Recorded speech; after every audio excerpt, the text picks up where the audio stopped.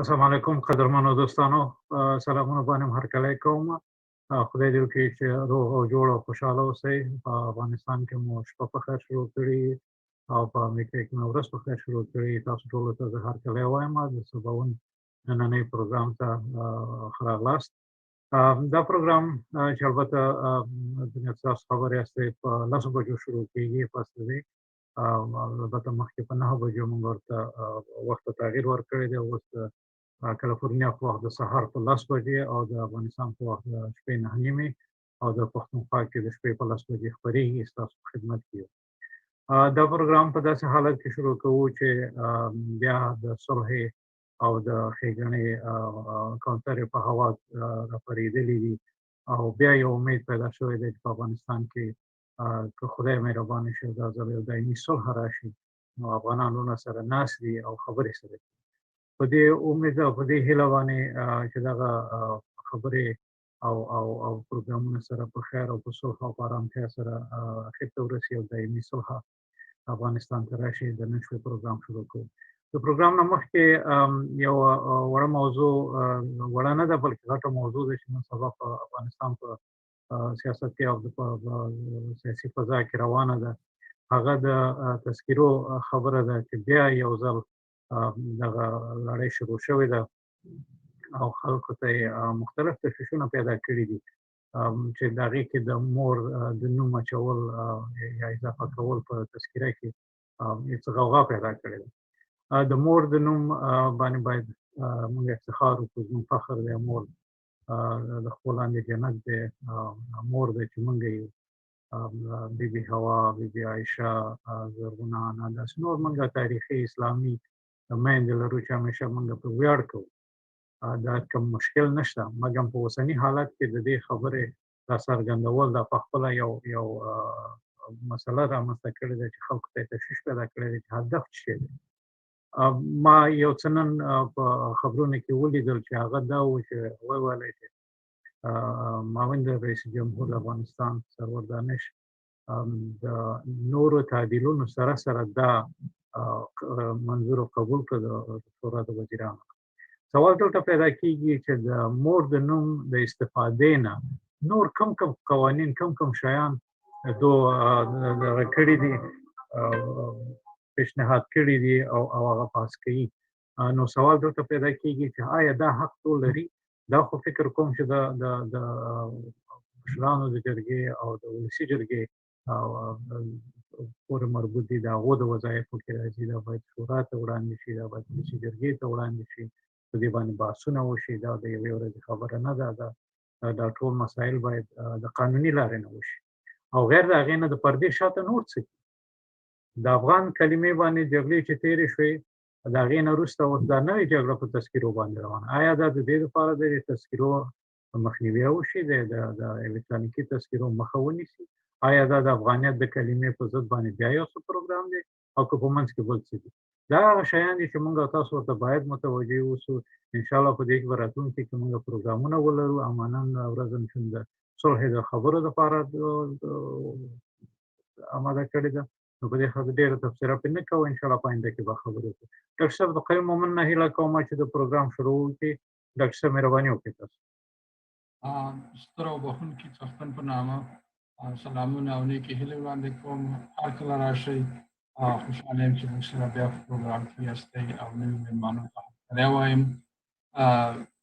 زمونږ د نننۍ ورځې پروګرام په وړاندیزونو باندې دی او څنګه چې ما په لیکنه کې هم تاسو ته لیکلي وو او بلنه مې چې درکړې وه چې مشخص وړاندیزونه موږ ته راکړئ زه هیلهمند یم چې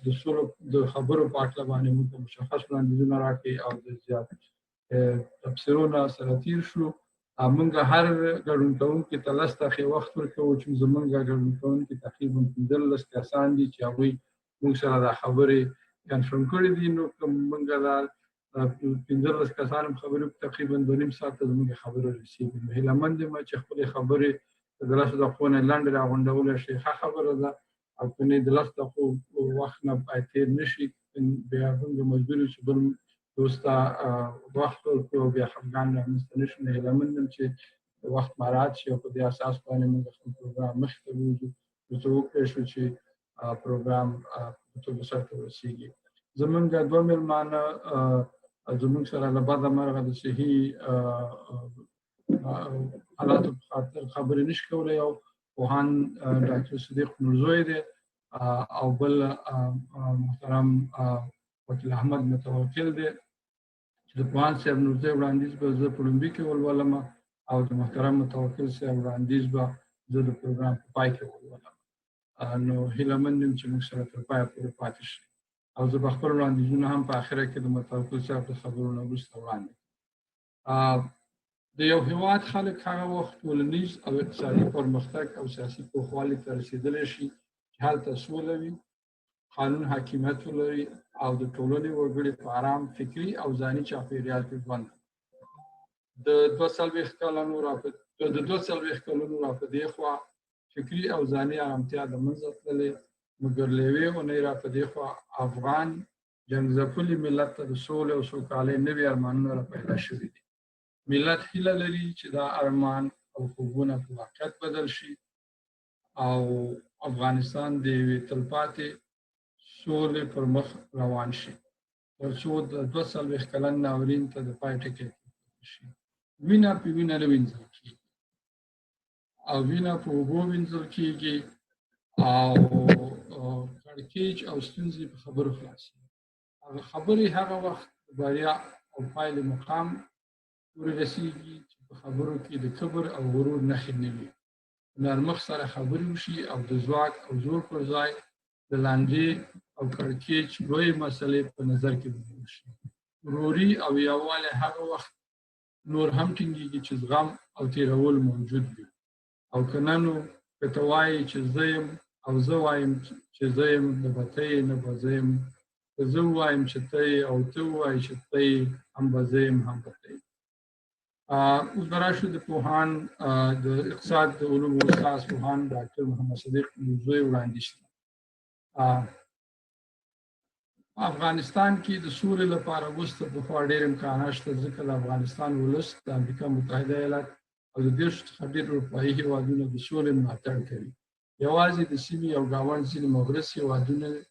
او په افغانستان کې دننه د سولې دښمنان او هغه کسان چې په جنګ کې خپلې ګټې ګوري د سولې مخالفت کوي. وړاندیز کوم چې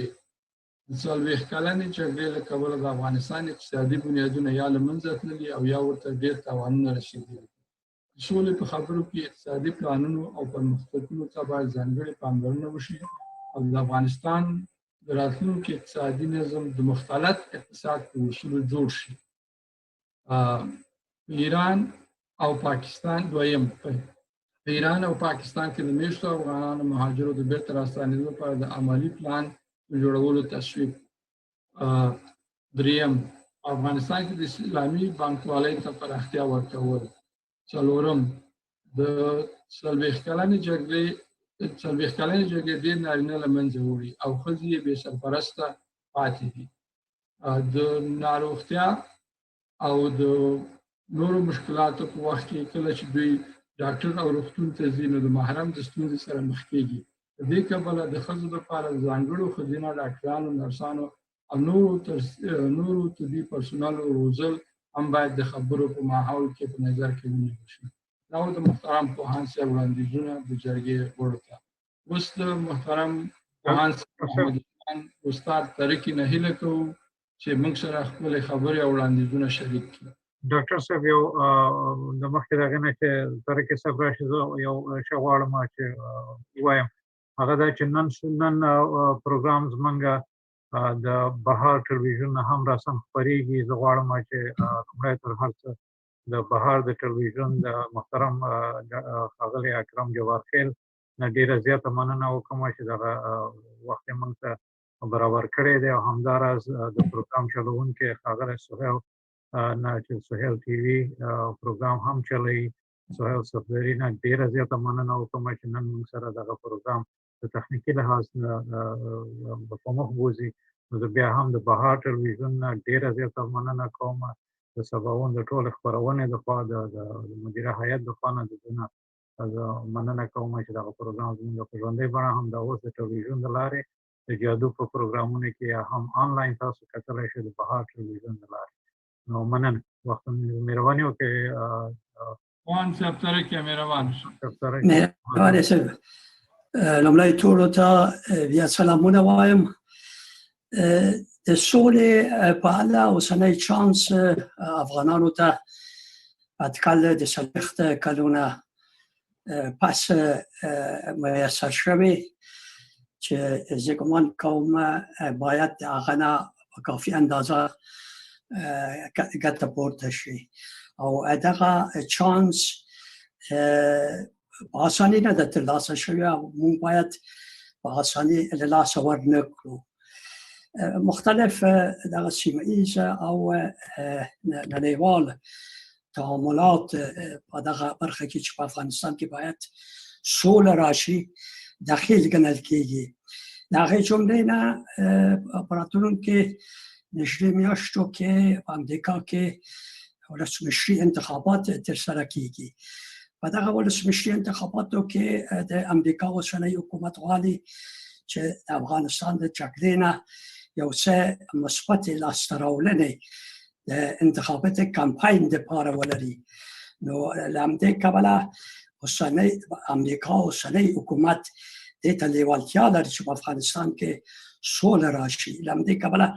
خپل عسکر د افغانستان نه باسي. په سیمه کې پاکستان په بد اقتصادي وضعیت قرار لري او پاکستان د ځینې نړیوال او سیمه ایزو مالی سازمانونو لخوا تر فشار لاندې دی او پاکستان غواړي چې د امن افغانستان له لارې مرکزي اسیا ته لار پیدا کړي او خپل وران اقتصادي حالت ته یو څه تحرک ورکړي. همدغسې ایران هم دې ته لیوالتیا لري چې د امن افغانستان له لارې مرکزي اسیا ته خپل تجارت ته وده ورکړي او د هغه ناوله اقتصادي تاثیراتو چې د امریکا د اقتصادي بندیزونو له کبله ایران تر اوسه پورې زغملی د هغه نه یو څه خلاص شي. همدغسې په سیمه کې چین یو ستر ځواک په توګه مختلف اقتصادي او تجارتي ستر پلانونه لري چې غواړي تطبیق کړي او افغانستان ته په دغه پلانونو کې په تر یوې اندازې پورې پام اړول شوی او چین هم امن او باثبات افغانستان ته اړتیا لري، ضرورت لري. همدغسې ترکمنستان غواړي چې د افغانستان له لارې کله چې امن راشي د افغانستان له لارې خپل ګاز پاکستان او هندوستان ته صادر کړي. نو په دې اساس باندې هم سیمه ایز لاملونه هم بین‌المللي لاملونه د دې لامل ګرځېدلي چې یو اجماع د افغانستان د سولې په اړه رامنځته شي او افغانانو ته پکار ده چې د اوسنۍ وضع نه د اوسنۍ حالت نه د سولې د دایې د تحقق په ارتباط په کافي اندازه استفاده وکړي او د سولې په وړاندې مخصوصا اوسنۍ مذاکراتو چې په دوحه کې جریان لري خند و زند رامنځته ونه کړي. که موږ هغه چانس له لاسه ورکوو دا امکان لري چې جګړه تر نامعلومې مودې پورې د هغه ناوله عواقبو چې موږ پېژنو ادامه ومومي. بیا مسؤلیت د هغه چا په غاړه ده چې د سولې په وړاندې پلمې د سولې په وړاندې د زند او خند رامنځته کولو په مقصد پلمې لټوي او غواړي چې اوسنۍ مذاکرات د ستونزو سره مخ شي. مننه. بیا زه کولی شم چې په بحث کې هغه وړاندیز چې د سولې په ارتباط ما سره شته بیا تاسو ته وړاندې کوم. نو وړاندیز بحث په دوام مشخص وړاندیز هم دا اوس وخت چې وړاندې طریقې سره لنډ راته په څو ټکو کې ووایي. په لنډه زه داسې فکر کوم چې وروسته د هغه نه چې طالبانو امریکا له خوا موافقه لیکه د افغانستان د سولې په اړه او دا چې امریکایان دې ته حاضر شو چې خپل عسکر د افغانستان نه وباسي. دغه د سولې موافقه لیک وروسته په مطبوعاتو میډیا کې د لنډمهاله حکومت د جوړېدو په اړه بحثونه را روان دی او ښکته پورته نظریات راڅرګندېږي. زه داسې فکر کوم چې دغه الټرناتیف لنډمهال حکومت جوړول ښه الټرناتیف دی. د دې لپاره ښه الټرناتیف کېدلی شو چې دواړو خواوو یعنې هم د کابل اوسنۍ اداره او هم طالبان په خپل مخکنی دریځ کې چې یو اسلامي جمهوریت غواړي او بل اسلامي امارت ټینګار وکړي، سوله له خند و زند سره مخامخ کېږي. بنابراین موږ دغه لنډمهال حکومت جوړول د سولې لپاره د یو ښه الټرناتیف په توګه ګڼلی شو، اما په دې شرط چې دواړو خواو ورباندې توافق وکړي او د اوسنۍ مذاکراتو د اجندا په سر دغه موضوع ته ځای ورکړي. دغه لنډمهال حکومت البته د اوسنۍ اساسي قانون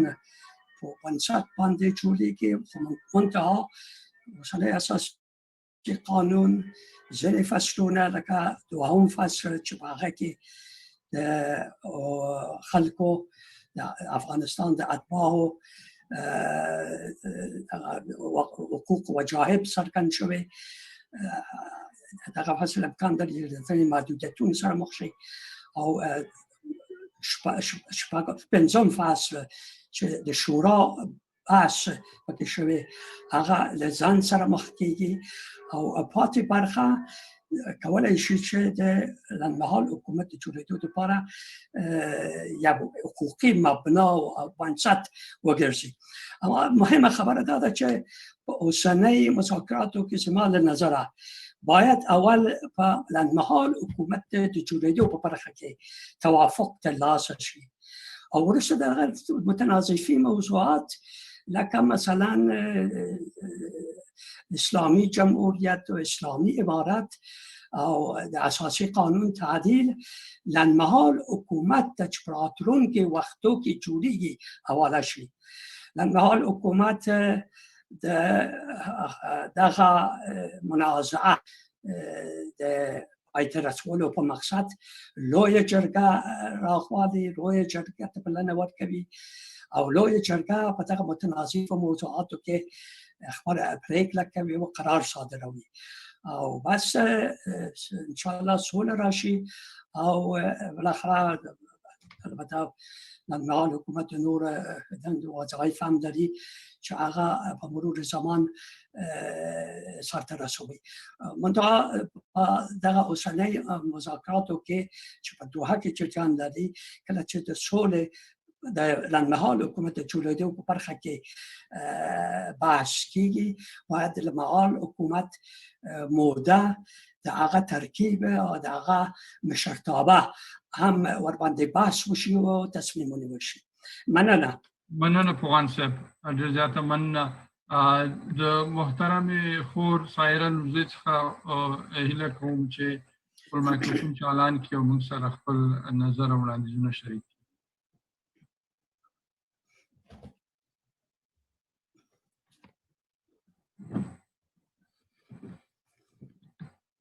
مهرباني وکړئ. فکر کوم چې اوس اواز مې درځي؟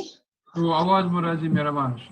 ډېر وبخئ چې زه نه د ټلیفون مې د زوم آنلاین کړی ده، نو د تصویر وخت سم نه جوړېږي، خو بیا هم په هر صورت سلامونه وړاندې کوم مومن صاحب تاسو ته او د بحث ټولو ګډونوالو ته او ټول هغه کسان چې موږ په آنلاین ډول ګوري، او د ټولو پوهانو سیاسي شنونکو په اجازه زه فکر کوم چې دغه بحث یا وړاندیزونه چې موږ دغې پلاوي ته ورکوو ښایي دا تکراري بڼه ولري، ځکه چې دا سوله د افغان ولس د ټول ولس هیله ده او ټول تقریبا یو رقم نظرونه لري. نو زما وړاندیز دا ده چې اول باید دواړې خواوې چې کله د افغان ولس دغه 40 کلنې جګړې د پای په خاطر په یو میز باندې کینی، هغوی باید د افغانانو په صفت یو بل په وړاندې کینی. دوی باید اول افغان اوسي، اول د افغان ولس نه دوی باید نمایندګي وکړي. دوی د پردیو نماینده دلته باید نه وي چې دوی د پردیو هیوادونو نمایندګي موږ ته کوي. نو که دوی چېرته د افغانانو په صفت دلته راشي نو تر ډېره حده زموږ مشکل په خپله حل کېږي. او دوی باید په خپلو خبرو کې دغه افغان ولس د افغانانو درد ته دوا وسي او یو باعزته سوله دوی ته وغواړي. او بله دا خبره چې کله چې سولې خبرو ته مونږ کینو نو مهمه دا ده چې اول باید جګړه ودرېږي، زر تر زره ورباندې اعلان شي، ځکه بدون د ورباندې اعلان کولو نه څنګه امکان لري چې دوی په یو میز باندې کینی او دوی هلته سوله وکړي، ځکه دا په خپله د سولې خبرې سبوتاژ کوي. او که څوک د جنګ په دوام کې خپل سیاسي موقف لټوي او خپل سیاسي موقف غواړي چې ټینګ کړي یا لاسته راوړي، هغه کسان چې د نن ورځ په دغه جګړه کې له منځه ځي نو دوی د هغې په مقابل کې مسؤل دي. دوی په آینده کې که چېرته همدا سیاسي موقف ته ورسېدل دوی به د دغه خلکو په وړاندې څه ځواب وایي. دا په خپله دا د سولې د خبرو د سبوتاژ یوه علامه ده. بله خبره دا ډیره مهمه ده په خبرو کې چې مونږ افغان ولس چې دا 40 کاله جګړې ته دوام ورکړی ده، هغه د افغانستان یا زمونږ د خاورې د ځمکنۍ بشپړتیا په خاطر ده. نو د افغان ولس لپاره ځمکنۍ بشپړتیا هیڅکله هم دا نشي کېدی چې دوی په دې باندې معامله وکړي. او دا یو ډیر مهم ټکی ده، باید سره کرښه وي. زمونږ په میلیونونو شهیدان ورکړي دي، زمونږ خلک مهاجر شوي دي، زمونږ خلکو 40 کاله جګړه تېره کړې ده. او دا که نن مونږ په خپله ځمکنۍ بشپړتیا باندې د پردیو په خبره هغه باندې مونږ معامله وکړو نو دا به د دغه شهیدانو د وینو دپاره یو ډېر ستر جفا چې دوی سره یې مونږ کوو. زمونږ ملي حاکمیت او ملي ارزښتونه ډېر مهم دي. په ملي ارزښتونو کې بعضې شیان شته چې هغه باید په هغه باندې خبرې وشي. ملي ارزښتونه زمونږ لکه څنګه چې په دغه سولې خبرو کې د بیرغ په هکله د درې رنګه بیرغ چې زمونږ هغه هم د سوال لاندې ده. ګورئ د افغانستان درې رنګه بیرغ د افغانستان د ولس د مختلفو ولسونو دا د اتحاد او اتفاق نمونه ده. هغه د ازادۍ یوه نمونه ده چې موږ لاسته راوړې ده. د غازي امان الله خان په وخت کې دغه درې رنګه بیرغ تعیین شوی ده. نو څنګه نن ورځ چې څوک ځان افغان بولي په هغه باندې معامله کوي، هغه د سولې د خبرو دپاره یو خنډ ګرځوي. خو بیا هم بعضې شیان شته چې هغه د هغې تصامیم قانون اساسي نسی. اساسي قانون لرو موږ او اساسي قانون دپاره موږ هم یو مرجع لرو. بعضې مسایل دي چې که دوی په هغه باندې نه جوړېږي کولی شي چې اساسي قانون ته مراجعه وکړي. او په قانون اساسي کې دا په ټوله نړۍ کې شته چې په قانون اساسي کې د هغې راوستل کېږي، هغه بیا ځای لري، یو مرجع لري چې هغه ولس ته به باید مراجعه وشي. نو هغه د ولس په واسطه هغه بدلیږي. دغه پلاوي چې هلته ناسته دي دغې صلاحیت دوی نه لري چې دوی په قانون اساسي کې تغییر راولي یا دغسې ملي ارزښتونو ته دوی تغییر ورکړي چې د ولس خوښه نه وي. موږ په ملي ارزښتونو کې نه یوازې بیرغ، مثلا موږ دا اوس شته نظام حاکمیت شته نظام باید وساتل شي، د دې حاکمیت باید وساتل شي. افغانستان د مختلفو ملیتونو نه جوړ شوی دی چې جمهوري نظام یوازینی نظام ده چې دغه مختلف ولسونه کولی شي چې په یو بل کې راټول شي. نو موږ نشو کولی، موږ دا مخکې هم لیدلی دي چې زموږ په نظام باندې معامله شوې ده. مخکې هم موږ به د قدرت خلا منځته راغلې ده. نو هغه یو تاریخ چې په موږ باندې تېر شوی ده، موږ بېرته د هغې نه غواړو چې هغه تاریخ په موږ باندې بېرته تکرار شي. په نظام باندې باید معامله ونه شي. کولی شي چې ټول دواړې خواوې دغه نظام ته داخلي شي او په ډېر نږدې وخت کې انتخابات وشي. او زما هیله د دغې خلکو نه ده، د دغې پلاوي نه ده چې دوی داسې کارونه باید وکړي چې د ولس زړه ځان ته یا نظر ځان ته راجلب کړي یا د دوی زړونه ښه کړي تر څو په آینده کې دوی ته رایې ورکړي، دوی د خلکو د ولس په خوښه درته راشي. او بله ډېره مهمه خبره ده چې زه د یوه مېرمنې په صفت زه فکر کوم زه یوازینۍ مېرمن یم چې دلته یم نن. نو زه غواړم چې په اوسنۍ خبرو کې مېرمنو ته د مېرمنو مسله باید هلته په هغه باندې معامله باید ونه شي. مېرمنو ته باید د دوهم جنس په حیث هلته ونه کتل شي. میرمنو ته هم باید د افغانستان د وګړي په صفت په دغه خبرو کې ځای ورکړی شي. هغه هم د افغانستان وګړي دي، هغوی ته هغه قوانین چې په نورو باندې تطبیقیږي هغه باید په میرمنو باندې هم تطبیق شي. سمه ده چې موږ یو اسلامي او سنتي ټولنه یو، خو په دغه اړوند که موږ د اسلام خبره کوو نو موږ کولی شو چې د ګاونډي هېوادونه چې دوی هم هغوی نه موږ هغه وګورو، هغې نه باید موږ یوه زده کړه وکړو چې دوی میرمنو ته کوم حقوق ورکړي دي. نور زه فکر کوم چې په 40 کلونو کې میرمنو دومره دردونه لیدلي دي چې شاید د خپلو حقوقو نه دوی هم تیر شي د دې دپاره چې د دوی اولادونه د مرګ او د جنګ نه نجات ومومي، دوی ته ډوډۍ ورسېږي، دغه جنګ ته خاتمه ورکړی شي، شاید د خپلو حقوقو نه تیر شي، ډېرې حقوقو نه، مګر هغه انساني حقوق چې د یو انسان دپاره پکار دي د هغې په هغه باندې معامله هېڅ میرمن په 21مه پېړۍ کې په ځان نشي منله، او دا زما وړاندیز ده چې باید په دې باندې معامله ونشي. ډېره مننه. مننه ستاسو نه، ډېره زیاته مننه. محترم ډاکټر صاحب محمد یوسف سلیم د کابل نه، مهرباني وکړئ.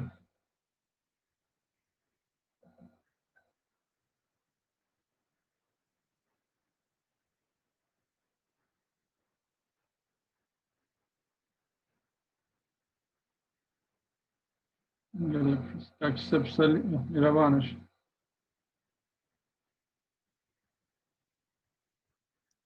السلام علیکم ورحمۃ اللہ وبرکاتہ. محمد صاحب او د پروګرام ټولو ګډونوالو ته نیکې هیلې او سلامونه وایم.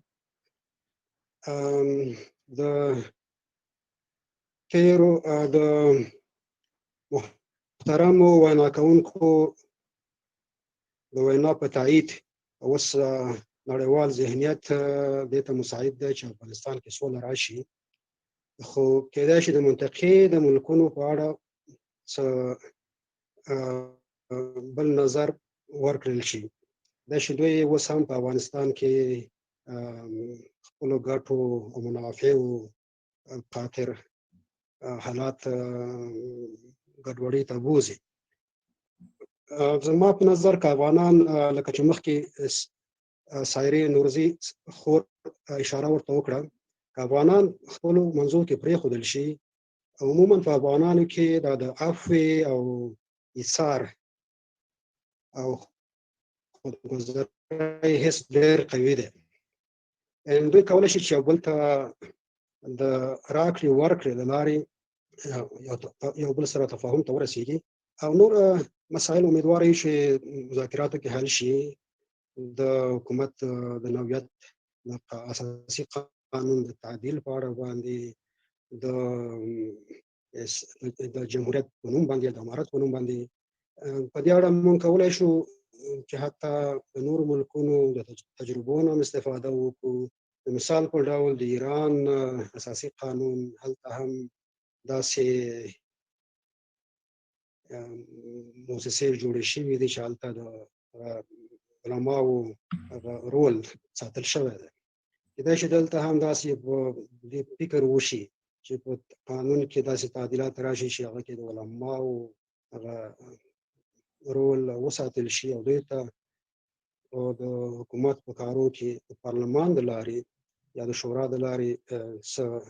برخه ورکړل شي. بل زما نظر د اوربند په اړه دا ده چې زما په فکر دواړه خواوې مختلف نظریات لري په دې اړه باندې. زما په فکر په لومړي قدم کې په هغو ولایتو کې چې هلته جنګونه نسبتاً کم دي، هلته د په لومړي قدم کې اوربند اعلان شي. وروسته به په هغو ولایتو کې جنګونو زور اخیسته ده، هلته د اورکم اعلان شي. نو په دې اساس په خدای کول موږ به وکولی شو چې د افغانستان په ډېرو ولایتونو کې اوربند ولرو، او په څو محدودو ولایتونو کې د اورکم له لارې ورو ورو هلته هم اوربند راشي. او زما بل نظر دا ده چې یو درېمګړی افغاني قوت شتون ته ضرورت دی.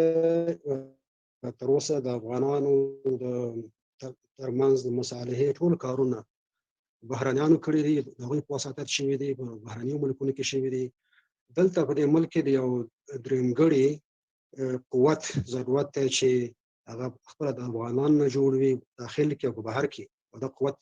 زور واخلي او په دواړو خواو فشار راوړي. د داسې یو درېمګړي قوت فکر کوم ضرورت اوس ډېر زیات محسوس. مننه مومن صاحب، ما دا څو فکري نظریات تاسو سره مشارک. تاسو نه هم ډېره زیاته مننه. محترم غلام جیلاني ځواک د کابل څخه مهربانه شئ.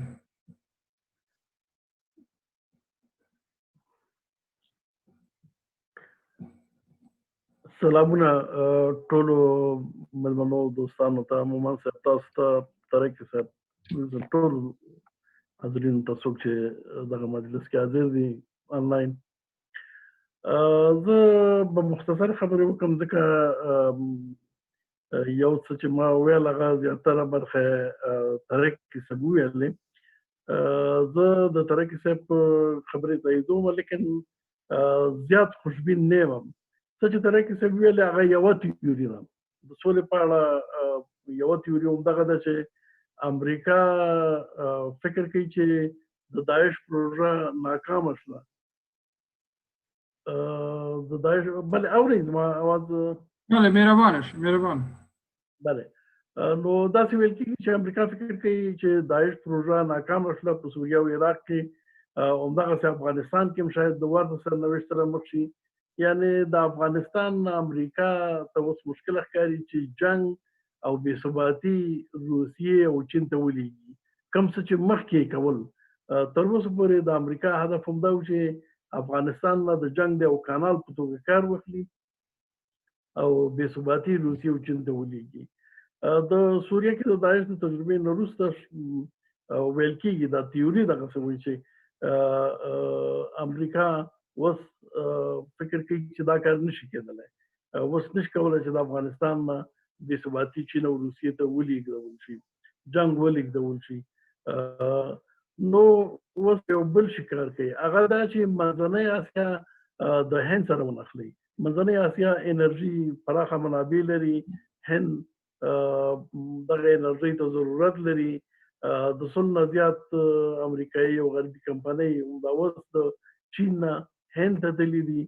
نو که دا کار وکړي، منځنۍ اسیا به هم د چین نه بېله کړي، هم بیا د روسیې نه بېله کړي،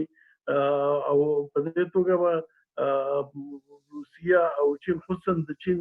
چټک اقتصادي پرمختګ مخه ونیولي. لیکن دا کار افغانستان کې ثبات ته ضرورت لري، امنیت ته ضرورت لري،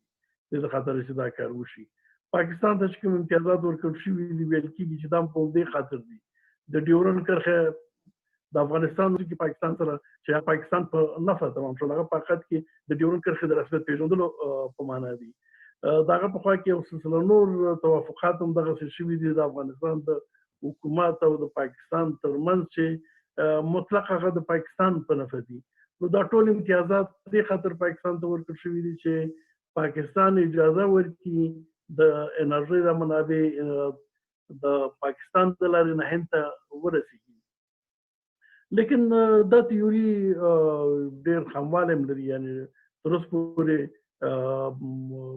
په یقین سره څوک نشي ویلی چې رښتیا امریکا همدغسې غواړي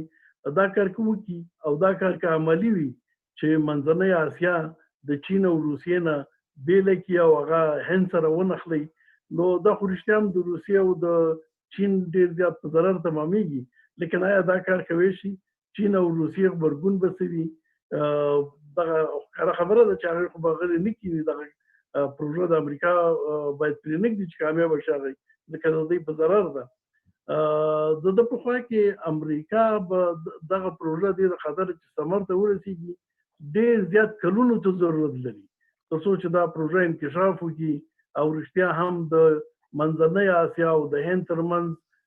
اقتصادي اړیکې دغه مرحلې ته ورسېږي چې په سیاسي لحاظ هم د منځنۍ اسیا اړیکې د چین او روسیې سره کمزوري شي. دا خو ډېر وخت غواړي. نو آیا امریکا دومره صبر کولی شي؟ چین پرمختګ خو ډېر په چټک روان دی. همدا اوس هم د داعش په اړه اندېښنې شته دی چې امریکا اوس پورې داسې اقدام نه دی کړی چې داعش دلته د منځه راشي. همدا اوس په افغانستان کې بلشتي خبرې دي مګر اوس د جرګې د دواړو خواو همدې ته راځم. دا جرګې پیشنهاد همدې خبرو پورې مربوط دی که نه، ځکه دا ټول پروژه دا ټول د سولې خبره چې ده دا د امریکا ابتکار دی. نو د امریکا نیت څه دی دې باندې پوهېدل ډېر ضروري دي. داسې نه ده چې موږ په طبیعي توګه خپل منځ کې ناست وي او رښتیا نه امریکا مداخله کوي نه بل څوک مداخله کوي، نو موږ به څنګه نتیجې ته رسېږو؟ کاش کې داسې وی استقلالیت چې دونه موږ درلودلی زموږ حکومت او طالبانو بیا خو ډېره ښه خبره ده، خو تاسو نه داسې نه دی. نو اوس هم دغه شکونه شته دی چې د جنګ د یوې بلې بڼې ته کار کېږي. دغه ملیشه سازي چې روانه ده په افغانستان کې د میثاق امنیتي په نوم باندې وسلې په خلکو ویشل کېږي.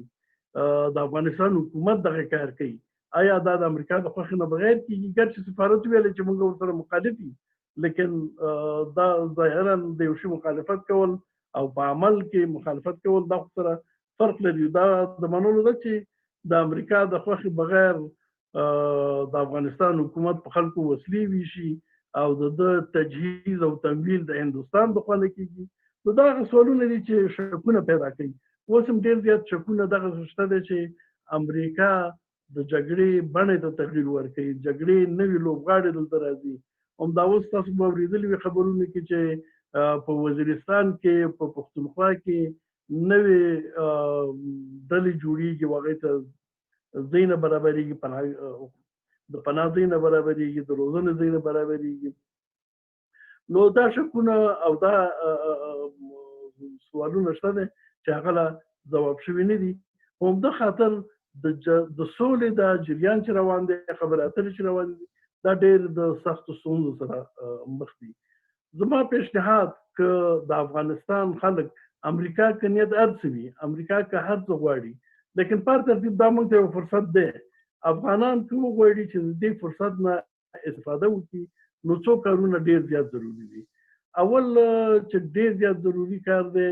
او د افغانستان حکومت نیت بد متاسفانه یو بل عامل چې منفي عامل دی، هغه د افغانستان د حکومت نیت دی چې قدم په قدم ګام په ګام سبوتاژ کوي، د سولې دغه پروسه سبوتاژ کوي. نو هغه دغه د مصالحې عالی شورا تشکیل داسې جوړول دي چې هغه د افغانستان ټول خلکو استازیتوب پکې وي. د پالیسي جوړونې یو مرجع باید وي. دغه مذاکراتي هیئت چې ورځي د څوک پالیسي ورکوي، څوک ورته هدایت ورکوي، دی چا ته بیرته راپور ورکوي، دغه مرجع لا تر اوسه پورې معلومه نه ده. اشرف غني ته، ډاکټر عبدالله ته نه، یو ملي مرجع ته باید وي. تفاهم کوم دغسې و، لیکن هغه اوس پورې نه ده جوړ شوی. نو اول خو باید دغه کار باید وشي چې د مصالحې عالی شورا یو پراخ تشکیل وي. بله خبره دا ده چې د نظام په اړه دغه 40 کسان کوم تصمیم نشي نیولی. 200 کسان، یو د حکومت ټیم چې دی، دولتي ټیم او د طالبانو ټیم، د راتلونکي نظام په اړه بحث باید یو ډېر پراخه بحث وي. د لوی جرګې په شان یو جوړښت باید هغه بحث وکړي او هغه دا حکومت چې تر څو وي هغه امکان نه لري. نو اوس د جرګې اجنډا باید ډېره مختصره شي. اوربند او د اوربند په خوا کې د یو عبوري حکومت یا سرپرست حکومت په اړه باید بحث وشي، خبرې وشي، تر څو هغه حکومت چې طالبان یا پکې شریک وي او یا د طالبانو د اعتماد وړ وي، همدارنګه دې خواته نظام کې چې کومې ډلې دي د دوی د اعتماد وړ وي یا دوی پکې شریک وسي، دغسې یو حکومت رامنځته شي. البته د حکومت ټول تشکیلات به په خپل ځای وي، نظام به په خپل ځای وي، نظام به تغییر نه کوي. حکومت خبره کوم، نو هغه حکومت بیا یو لویه جرګه یا دغسې یو غټ مجلس راوغواړي تر څو د راتلونکي نظام په اړه هغه تصمیم ونیولی شي. نو فکر کوم که دې نه بغیر دغه مذاکراتي هیئتونه په وړو وړو خبرو باندې همدغسې بحث ته ادامه ورکوي، دا شاید زر نتیجې ته ونه رسېږي. نو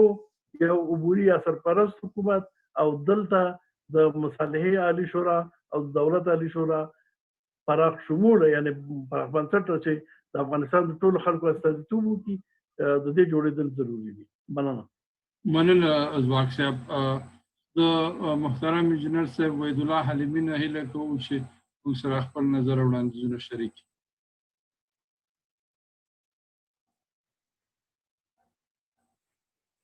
بسم الله الرحمن الرحیم. السلام علیکم ورحمت الله وبرکاته. ټول ګډونوالو ته لیدونکو او اوریدونکو ته زه لومړی غواړم چې ووایم چې زه په خپل ما خپل شخصي فکر دی، زه د کوم طرف جهت یا د حزب نمایندګي دلته نه کوم او دا وړاندیزونه هم چې کوم د ما خپل شخصي نظر دی. زه د بان صاحب ډاکټر ترکی د خبرو موافق غواړم چې ووایم چې یوازینۍ لاره د دو کړکېچ نه یو انتقالي حکومت دی، یو ګوري حکومت، یو هر څه چې ورته وایو. په څه د 20 کاله جهاد د اشغال د خاطره شوی و، اشغال د بین ولاړه، نو دا حکومت د همدغه اشغال لاسپوڅی یا هغو کېنولی دی. نو د دو په رسمیت پیژندل به طالبانو ته ډېره سخته وي او دا ناممکنه ده که دا دوی په رسمیت وپېژني او د دوی سره په د قدرت کې شریک شي. معنا د دو بلې دی چې دوی د 20 کاله صرف د قدرت لپاره جنګېدلي دي یا جهاد کړی دی. نو دلته اساسي ټکی دا دی چې د هغه خلک چې اوس یې زور په لاس کې دی او د 40 کاله جنګېدلي دي، سلاوي ورڅخه دي او په دو ملک باندې د ټوپک په زور همیشه حکومت کړی دی، چې دا ټول راټول شي په یوه عبوري حکومت باندې هغه موافقې ته ورسي. او د ما په فکر باید دا حکومت بېطرفه حکومت وي او دغه د دو حکومت ګډونوالي باید اجازه د راتلونکي انتخاباتو کې ونه لري. دی باید دا اجازه ونه لري چې په راتلونکي انتخاباتو کې دی ګډون وکړي. دو حکومت ته باید مشخص کارونه ورپه غاړه شي چې دی کوم کارونه مخې ته وړي. هغه کېدلی شي چې مثلا د یو اقتصادي پلان افغانستان ته جوړ کړه چې دا د ما په فکر یو ډېر مهم ټکی دی چې د موږ ملک تر اوسه ویجاړ دی، دا بېرته جوړولو ته ضرورت لري. موږ شفاخانو ته ضرورت لرو، مکتبو ته ضرورت لرو، پوهنتونونو ته ضرورت لرو، سړکونه هم نشته. یعنې د موږ ټوله انفراستراکچر تر اوسه په پښو نه ده ولاړه او څو چې موږ خپل انفراستراکچر په پښو ونه دروو موږ هېڅکله نشو کړی چې وړاندې ولاړ شو. د دو کارو دپاره یوه بودیجه پکار ده. نو دا باید تعیین شي چې موږ د څومره مودې دپاره څومره پیسې پکار لرو او دا موږ ته څوک کوي. آیا دی موږ ته دا په پور کې وي د آلمانانو پس د دویم د جنگ مارشل پلان په حساب باندې کمک سکا. دا یو ډېر مهم ټکی دی چې که دا ونه شي نو موږ ته به ډېره سخته وي چې مخې ته ولاړ شو. بل مهم ټکی دا دی چې موږ همیشه په پردیو دسترخوانو باندې جوړې کړي دي او نتیجه مې هم تر اوسه لیدلې ده چې دومره ښه نتیجه نه وه. نو بهتره به دا وي چې یو لنډمهاله حکومت چې رسي ټول ولاړ شي خپل کور ته، په خپل کور کې په خپل هېواد کې سټول شي، کښېني، د ملت په رایه باندې هم پلان جوړ کړه او هم راتلونکی نظام جوړ کړه. ټول خلک، ټول افغانان وایي چې موږ اسلامي نظام غواړو. نو د دې کبله زه فکر نه کوم چې په دو کې ډېر غټه ستونزه وي چې څه رقم اسلامي نظام باید راشي. د اسلامي نظام چوکاټ ټولو ته واضح دی. مګر سر دغو هم خلک وایي چې طالبان دا وړاندیز نه کوي چې دی څه رقم اسلامي نظام غواړي. د اسلامي نظام یو غټ بنسټ اسلامي اقتصاد دی. اسلامي اقتصاد د ما په فکر د ټولنیز اقتصاد څخه ټکر کې نه دی او د ټولنیز اقتصاد څخه ډېر لاندې دی. که موږ د ټولنیز اقتصاد نه سود لرې کړو نو موږ اسلامي اقتصاد ته ځو. دا یو ډېر مهم ټکی دی د افغانستان د راتلونکي لپاره په څه د آزاد بازار مارکیټ اقتصاد په افغانستان باندې وټاکل شو. دا د افغانانو خپله خوښه نه وه. دا د بن په کنفرانس کې پرې وټاکل شو او هغو چا چې منلی دی لکه کرزی صاحب، سپنتا په ډېرو مختلفو هغه کې کنفرانسو کې او بحثو کې په دو باندې یقین وکړه چې دا په افغانستان دپاره یو ناکام تصمیم و او ناکام اقتصاد دی او موږ وینو چې د دو نتایج څه شی دي. بل مهم ټکی د راتلونکي دپاره د ما په فکر تعلیم و تربیه ده. د ما په نظر تعلیم و تربیه باید د سیاست نه لرې شي. دا دو ته باید یو کمیسیون جوړ شي چې هغه وکولی شي چې نصاب تعیین کا او هغه نصاب باید پاتې شي. سیاسیونو ته باید دا اجازه ورنکړل شي په راتلونکي کې چې هر څوک چې رسي نصاب بدل کا. او بل تعلیم تربیه باید تر نیم ټولګي پورې جبري وي او پس هغو شاګردان وکولی شي چې مختلفو خواو ته ولاړ شي، یعنې دیني علوم زده کړه یا اقتصادي یا ساینسي یا هر څه شی چې غواړي مګر هم جبري وي. او بل اوس فعلا په افغانستان کې زیاته زیات شخصي مکتبونه او پوهنتونونه راپورته شوي دي. دا یوه ډېره غټه ستونزه ده د خلکو دپاره چې دا مکتبونه او پوهنتونونه زموږ تعلیمي کادرونه جلبوي، هغو ته زیات معاشونه ورکوي او هغه تعلیمي کادرونه خصوصا د پوهنتون استادان هم په د پوهنتون کې درس ورکوي، یعنې د حکومت پوهنتون کې درس ورکوي، بیا پس د وخت رسي په شخصي پوهنتونو کې درس ورکوي. نو دوی ته هغه وخت چې دوی خپل ځان برابر کا هغه وخت دوی په نورو ځایو کې د پیسو د خیستلو د خاطره مصرفوي. دا کار باید بند شي. موږ د موږ جامعه په فعلي شرایطو کې د دو هغه نه لري، توان نه لري چې موږ شخصي مکتبونه او پوهنتونونه ولرو. نو بیا هم وایم چې د پوهاند صاحب د تحریکي په موافقه عبوري حکومت د ما په فکر یوازینی حل لار ده چې د دو د خاطره کړی شي چې اوربند منځته راشي او ټول ولاړ شي خپل کور ته، هلته سکینې خبرې وکړه او د غټ مسایل د یوې واقعي لویې جرګې په اساس باندې تصمیم ونیول شي. مننه انجینر صاحب، ډېر زیاته مننه. زموږ بل میلمه دی محترم سناتور صاحب باختر امینزی، مهربانه شئ.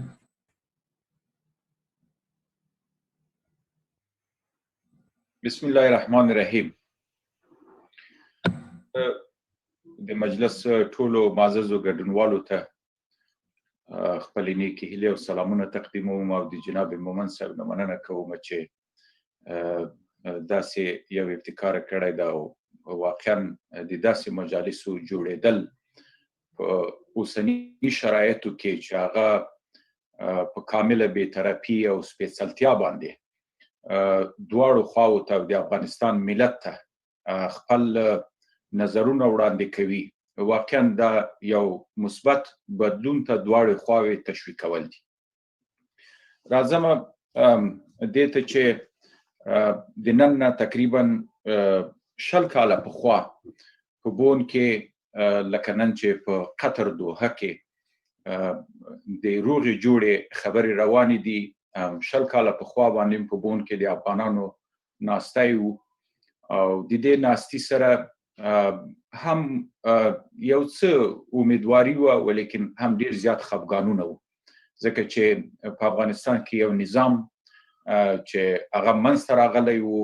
او بنیادونه هم په اسلامي اصولو باندې ولاړ وو د نړیوالې ټولنې او خاصتا د ناټو د قوتونو له خواو څخه هغه له منځه یوړلی سو او متاسفانه داسې یو سهامي شرکت رامنځته سو چې بنیاد په غلا چور چپاول او په د افغانستان په ملي او کلتوري او مذهبي بنیادونو په ړنګېدو باندې ولاړ او موږ تاسې عملاً په دې 100 کالونو کې د دې شاهد وو چې په افغانستان کې په 2 نظامونو کې چې یوه دوره د کرزي صاحب او بله د اشرف غني په دې دواړو دورو کې بې له دې نه چې د افغانستان د ملت سره جفا وسوه د افغانستان د ملت حقوق تر پښو لاندې سول او بېګناه انسانان د دې جګړې قرباني سو نور مو هېڅ دستاورد نه درلود اوس بیا په قطر کې یعنی په دوحه کې مجلس روان ده او د دې مجلس سرکښ چې پخوا په بون کې اوس بیا په دوحه کې ده چې زلمی خلیلزاد زه امیدواره یم چې د پخوانیو ترخو تجاربو نه درس اخیستی وي او دا یې منلی وي چې افغانان دا ځلې واقعي سولې ته ضرورت لري نه یوه پروژه‌یي سولې ته دا ځلې باید افغانان هم بیدار واوسیږي چې حق ورنکړي اجازه ورنکړي د دې چې بیا یو ځلې د افغانستان په راتلونکي نسلونو باندې د 100 کلونو دپاره یوه بله معامله وسي او بیا یو سهامي شرکت رامنځته سي په دې ځای کې زما غوښتنه د اسلامي امارت د ورونو نه ده چې دوی په حقیقت کې د قضیې یو قوي لوری ده او هغه څوک دي چې که دا څوک مني او که نه مني نړیواله ټولنه د ټول قوت او زور سره چې افغانستان ته راغلی وه د هغوی په مقابل کې مقاومت وکړ او د مقاومت او د جنګ او د مبارزې په نتیجه کې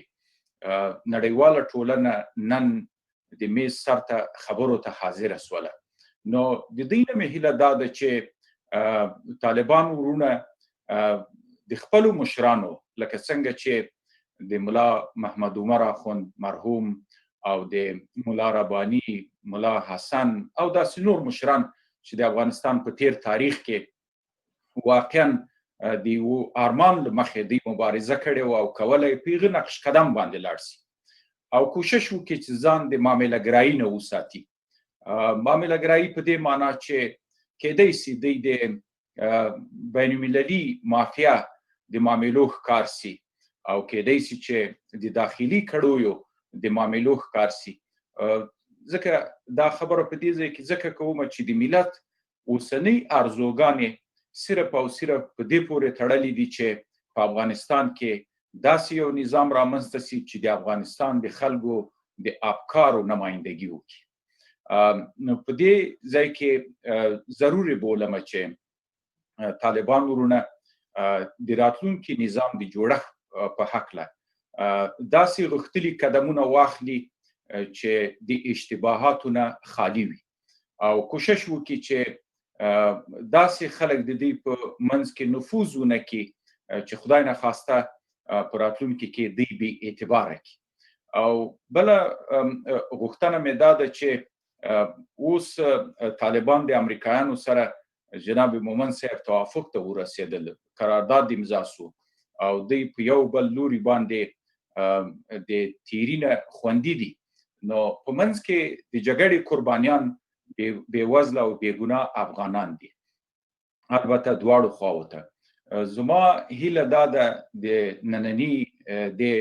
ټریبیون نه چې دوی باید په دې باندې ډېر جدي فکر وکړي چې جګړه د افغانانو ترمنځ ده که د ملي اردو او که د ملي پولیسو عسکر د هغه یو بېوزله افغان ده او دی چې په هغه خط کې ولاړ ده هغه په فکري لحاظ نه بلکې د خپل معیشت یا د فامیل د نفقې په خاطر باندې راغلی عسکر سوی ده نو په ځای د دې چې هغه طلب سي مړ سي یا طالب بل طرف ته مړ کېږي نو ښه به دا وي چې دوی په دې باندې یو جدي او ژور فکر وکړي او دغسې یو بدلون منځته راوړي تر څو نور افغانان د دې جګړې قربانیان نه سي او بلې خواته دولت ده دولت موږ تاسو ته معلوم ده چې په حقیقت کې په کابل کې یو سهامي شرکت ده چې د بعضې کړو نه تشکیل سوی ده او دا کړۍ نه تنها په خپل منځ کې ډېر ژور اختلافات لري او یو لیدلوری هم نه لري، نه د نظام د جوړښت په وړاندې او نه د سولې د راتلو په وړاندې. متاسفانه موږ او تاسې د دې شاهد وو چې د سولې د پروسې لپاره د دولت لخوا څخه داسې یو ضعیفه کمیسیون منځته راغی چې په تشکیل کې یو څو هلکان او نجونې چې د افغانستان د جغرافیې او د تاریخ نه په هیڅ صورت باندې آګاهي هم نه لري او عملاً مو په دوحه کې د دوی مصاحبې او د دوی هغه سیاسي درایت او وزن هم ولیده. دغه د دولت ابتکار و چې دا په خپله د دې نماینګر ده چې د سولې دپاره ارزو او هیلې نه لیدلی کېږي. درسته ده چې د افغانستان ملت د یوې اوږدې جګړې نه وروسته د ډېرو هیلو ارمانونو سره د قطر او دوحې په لورې خپلې سترګې غړوي او امید کوي چې که خدای وکړي چې د دې لوري نه یو مثبت د سولې غږ راپورته سي تر څو په افغانستان کې یوه دایمي سوله منځته راسي. ولې زه په دې ځای کې یو وړاندیز کوم، هغه دا چې دغه موږ او تاسې ورونه او زموږ په تاسې په شان باندې نور ډېر د افغانستان شخصیتونه چې په داخل او خارج کې دي ولې ونسو کولی چې یو ملي ټیم جوړ کو او د دې ملي ټیم محور او بنسټ په منځګړیتوب باندې ولاړ شي، لکه څنګه چې مخکې ورته ورونو په خپلو ویناګانو کې اشاره وکړه. دغه ملي محور یا بنسټ چې متشکل دی هغه بې طرفه خویندو او ورونو نه واوسیږي چې واقعا د افغانستان په دې غمیزه باندې دردمن او د نظر خاوندان وي. وخت په وخت باندې موږ د مطبوعاتو د لارې نه، د کانفرانسونو د لارې نه، د اعلامیو د لارې نه، لکه څنګه چې جناب ترکی صاحب او نورو ورونو ځواک صاحب نظرونه وړاندې کړل، حلیمي صاحب زموږ خور، دغه نظرونه ټول منسجم کو او د وخت په وخت د اعلامیو په شکل باندې خپارو کو تر څو دې ته زمینه مساعده سي که چیرته د امریکا یا د نړیوالې ټولنې په وساطت باندې نیت د دې لپاره موجود نه وي چې سوله زر راسي او دا د سولې پروسه هم دغسې د یو سولې د پروژې په شکل باندې مخته لاړه سي لکه څنګه چې د کرزي صاحب په وخت کې وه. نو ښه به دا وي چې دا رقم ته یو بنسټ واوسیږي تر څو دا بنسټ ملي بڼه ولري، د افغانستان خلک ورباندې حساب وکولی سي او په نهایت کې خپل مسؤلیت او د افغانستان د ولسونو غږ نړیوالې ټولنې ته او طالبانو ته او ټولو لورو ته ورسوي. اوس خو صرف د دوو ټول سوي یوه دقیقه وخت لرئ. نو عرض مې دا ده چې د موږ او تاسې باید په خپل منځ کې د یو جوړښت دپاره فکر وکړو. هغه جوړښت په دې معنا چې صرف د افغانستان دپاره کار کوو او په هیڅ صورت نه په عبوري نه په موقتي په یو نظام کې موږ نه ونډه اخلو او نه د چوکۍ دپاره مبارزه کوو. صرف د افغانستان د ژغورنې دپاره دغه مسؤلیت د خدای او د ولسونو په وړاندې خپل ځان ته او تاسو ته بولم. مننه جناب مومن صاحب. مننه امجد صاحب. کابل نه عبدالجبار بهیل لرو، مهرباني وکړئ.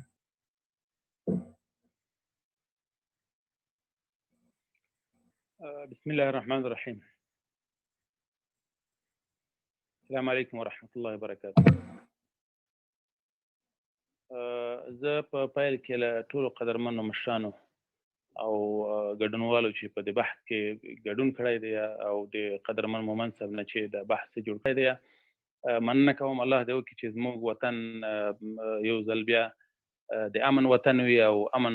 الله راته پیرزو کړي او په دې وطن کې سوله رامنځته شي. زه مشخص دوستانو مشرانو وړاندیزونه مو واورېدل. په مجموع کې زه د دې دوو فکرو سره همغږی یم. یو دا چې د افغانستان د اوسني ناورین د پای ته رسېدلو دپاره یوازینۍ لاره د یو موقت بوري حکومت رامنځته کېدل دي البته په طرز باندې زما جلا وړاندیز دی چې وړاندې کوم ان شاء الله د خبرو په جریان کې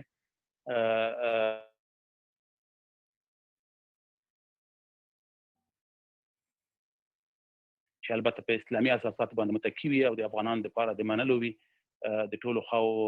د ټولو اړخونو د ټولو پرګنو شتون پکې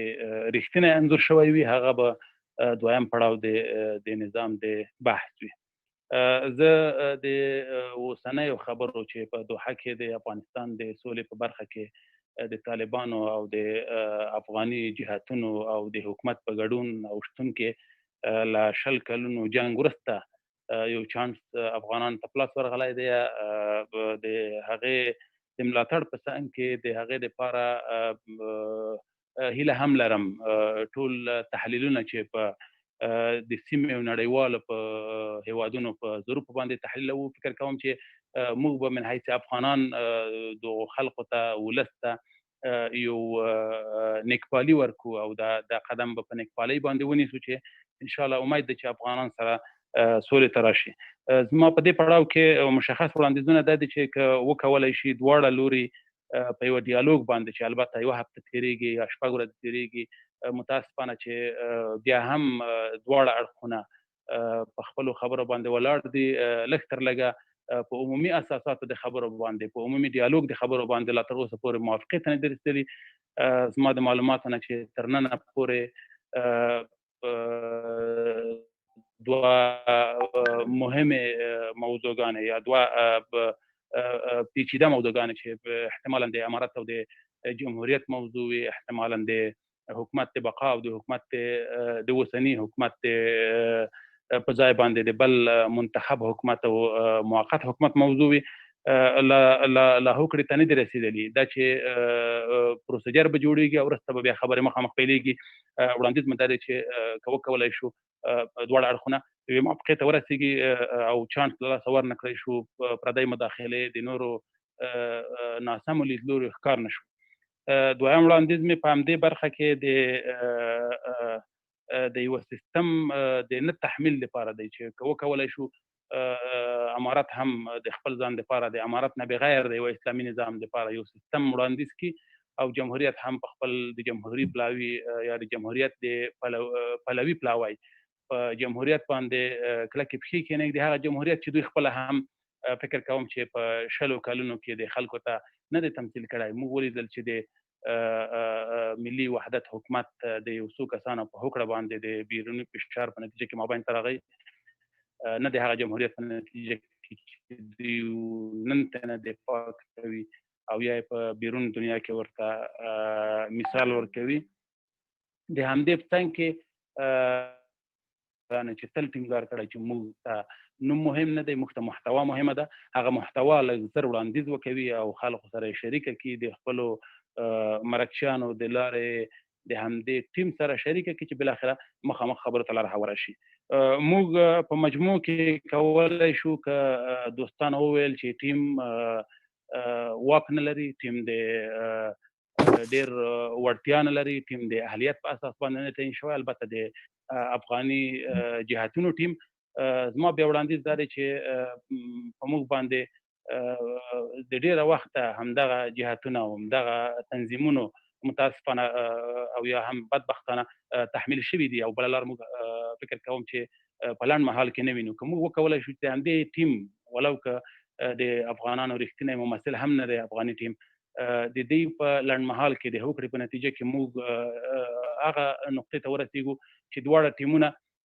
په یو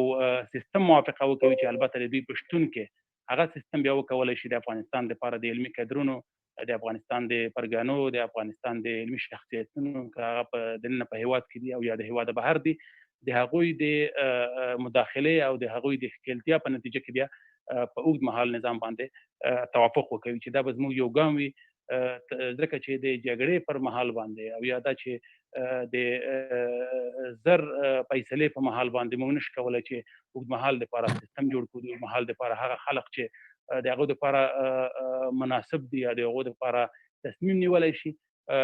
فکر نه کوم چې په دې باندې زر ښکېلې البته ښکېلې اړخونه ښکېلې غاړې په هغې موافقه وکوي ځکه ښکېلې غاړې به ووایي چې قرباني ما ورکړې ده مقاومت ما کړی دی هغه که د حکومت طرف دی او که د طالبانو طرف دی دوی به دې ته آماده نشي چې په اول قدم کې د ټول افغان یا د افغان شموله د علمي او اکاډمیک او سیاسي کدرونو پښتون کې په یوه هوکړې باندې موافقې ته ورسیږي. زما دویم وړاندیز یا په دویمه مرحله زه البته مرحله وار وړاندیزونه لرم چې د خبرو نه وروسته وړاندیز دی که یو ځل دواړه لوري په تنازل باندې په نسبي تنازل باندې البته د لویو شیانو هغه تنازل نه چې د مبدأګانو نه لرې کېږي هغه تنازل چې د دوی مبدأ ته کېدای شي کومک هم وکولی شي امارت که د امارت په لفظ باندې نه وي کېدای شي یو بل سیستم په لفظ باندې یا د سیستم په طریقه باندې رامخته شي او د مرکې په پایله کې یو نظام هوکړه وکوي. جمهوریت هم په عین شکل باندې دا چې د ډاکټر عبدالله سره نظام په 50% تقسیم باندې بغیر د افغانانو د غوښتنې بغیر د افغانانو د خوښې او بغیر د موږ د ملي بنسټونو د شوراګانو د لویې جرګې د خوښې نه موافقه کوي دا مردانګي د هم وکوي چې دا ټیم د دا کار وکوي چې د طالبانو سره په یو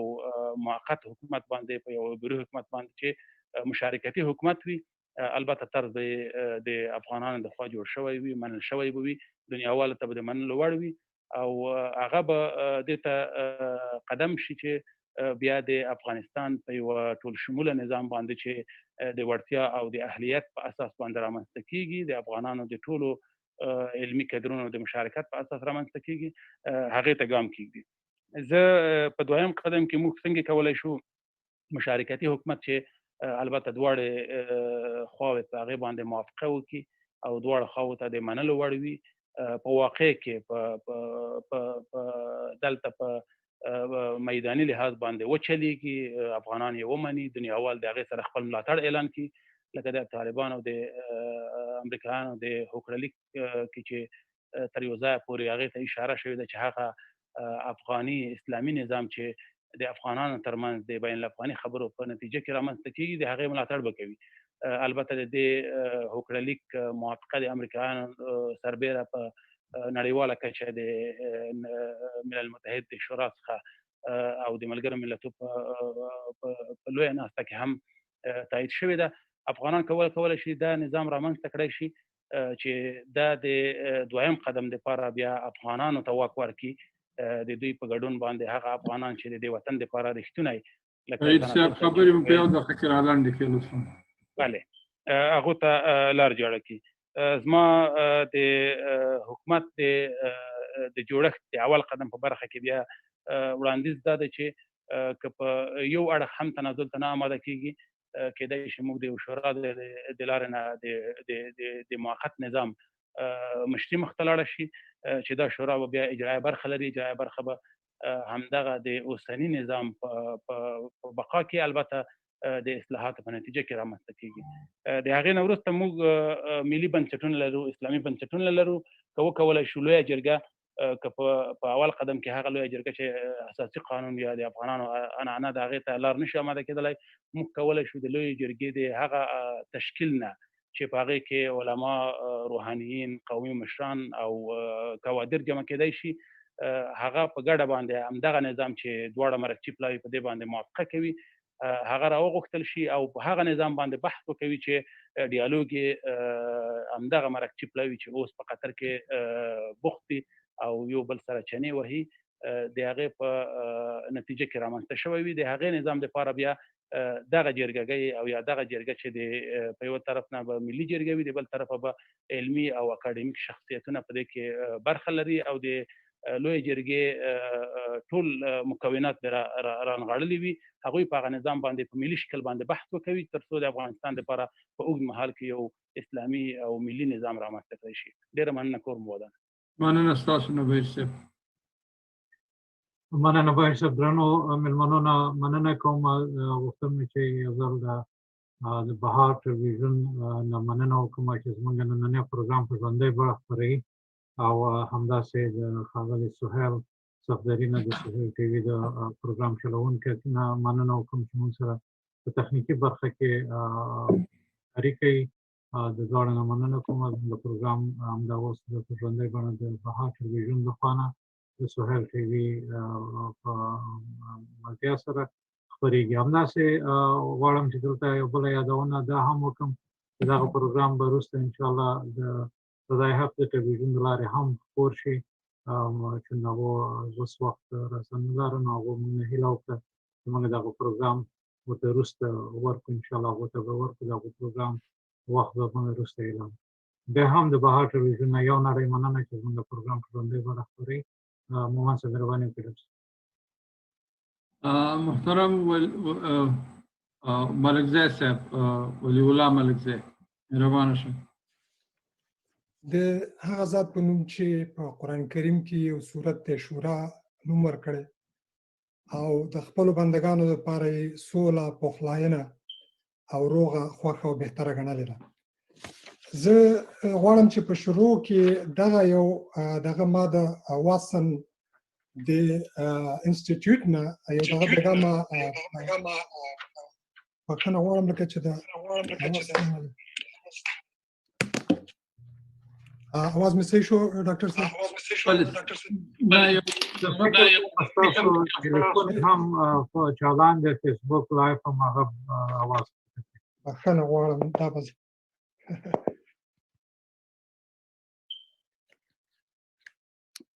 ډېرې بخښنې سره.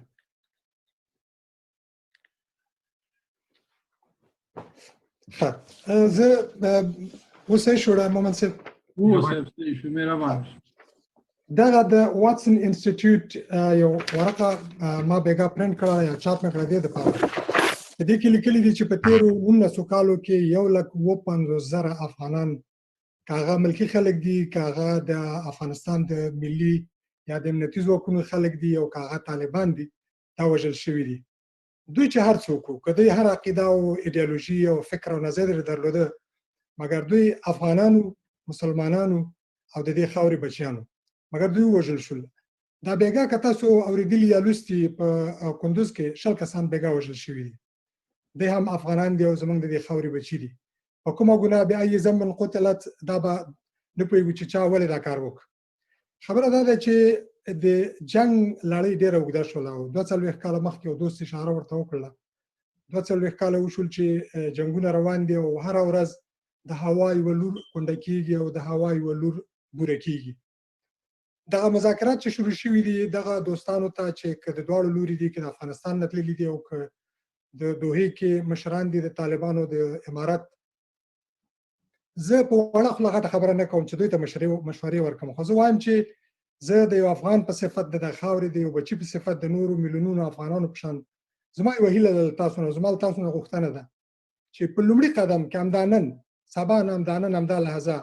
د خدای د خاطره د خپل آخرت د خاطره او د دې ولس باندې تر هم په خاطر ډزبندي وکړي. مه پرېږدئ چې نورې دا وینې توی شي او نور افغانان او مسلمانان ووژل شي. دغه مذاکرات چې تاسو نن پیل کړي دي که نن نتیجې ته ونه رسېږئ 20 کاله وروسته به بیا یا په مکه کې یا په دوحه کې یا په ډاکا کې بیا به راټولېږئ. بهتره خبره دا ده چې همدا نن ورباندې فیصله وکړئ او اوله فیصله هم دا وکړئ چې ډزبندي وکړئ.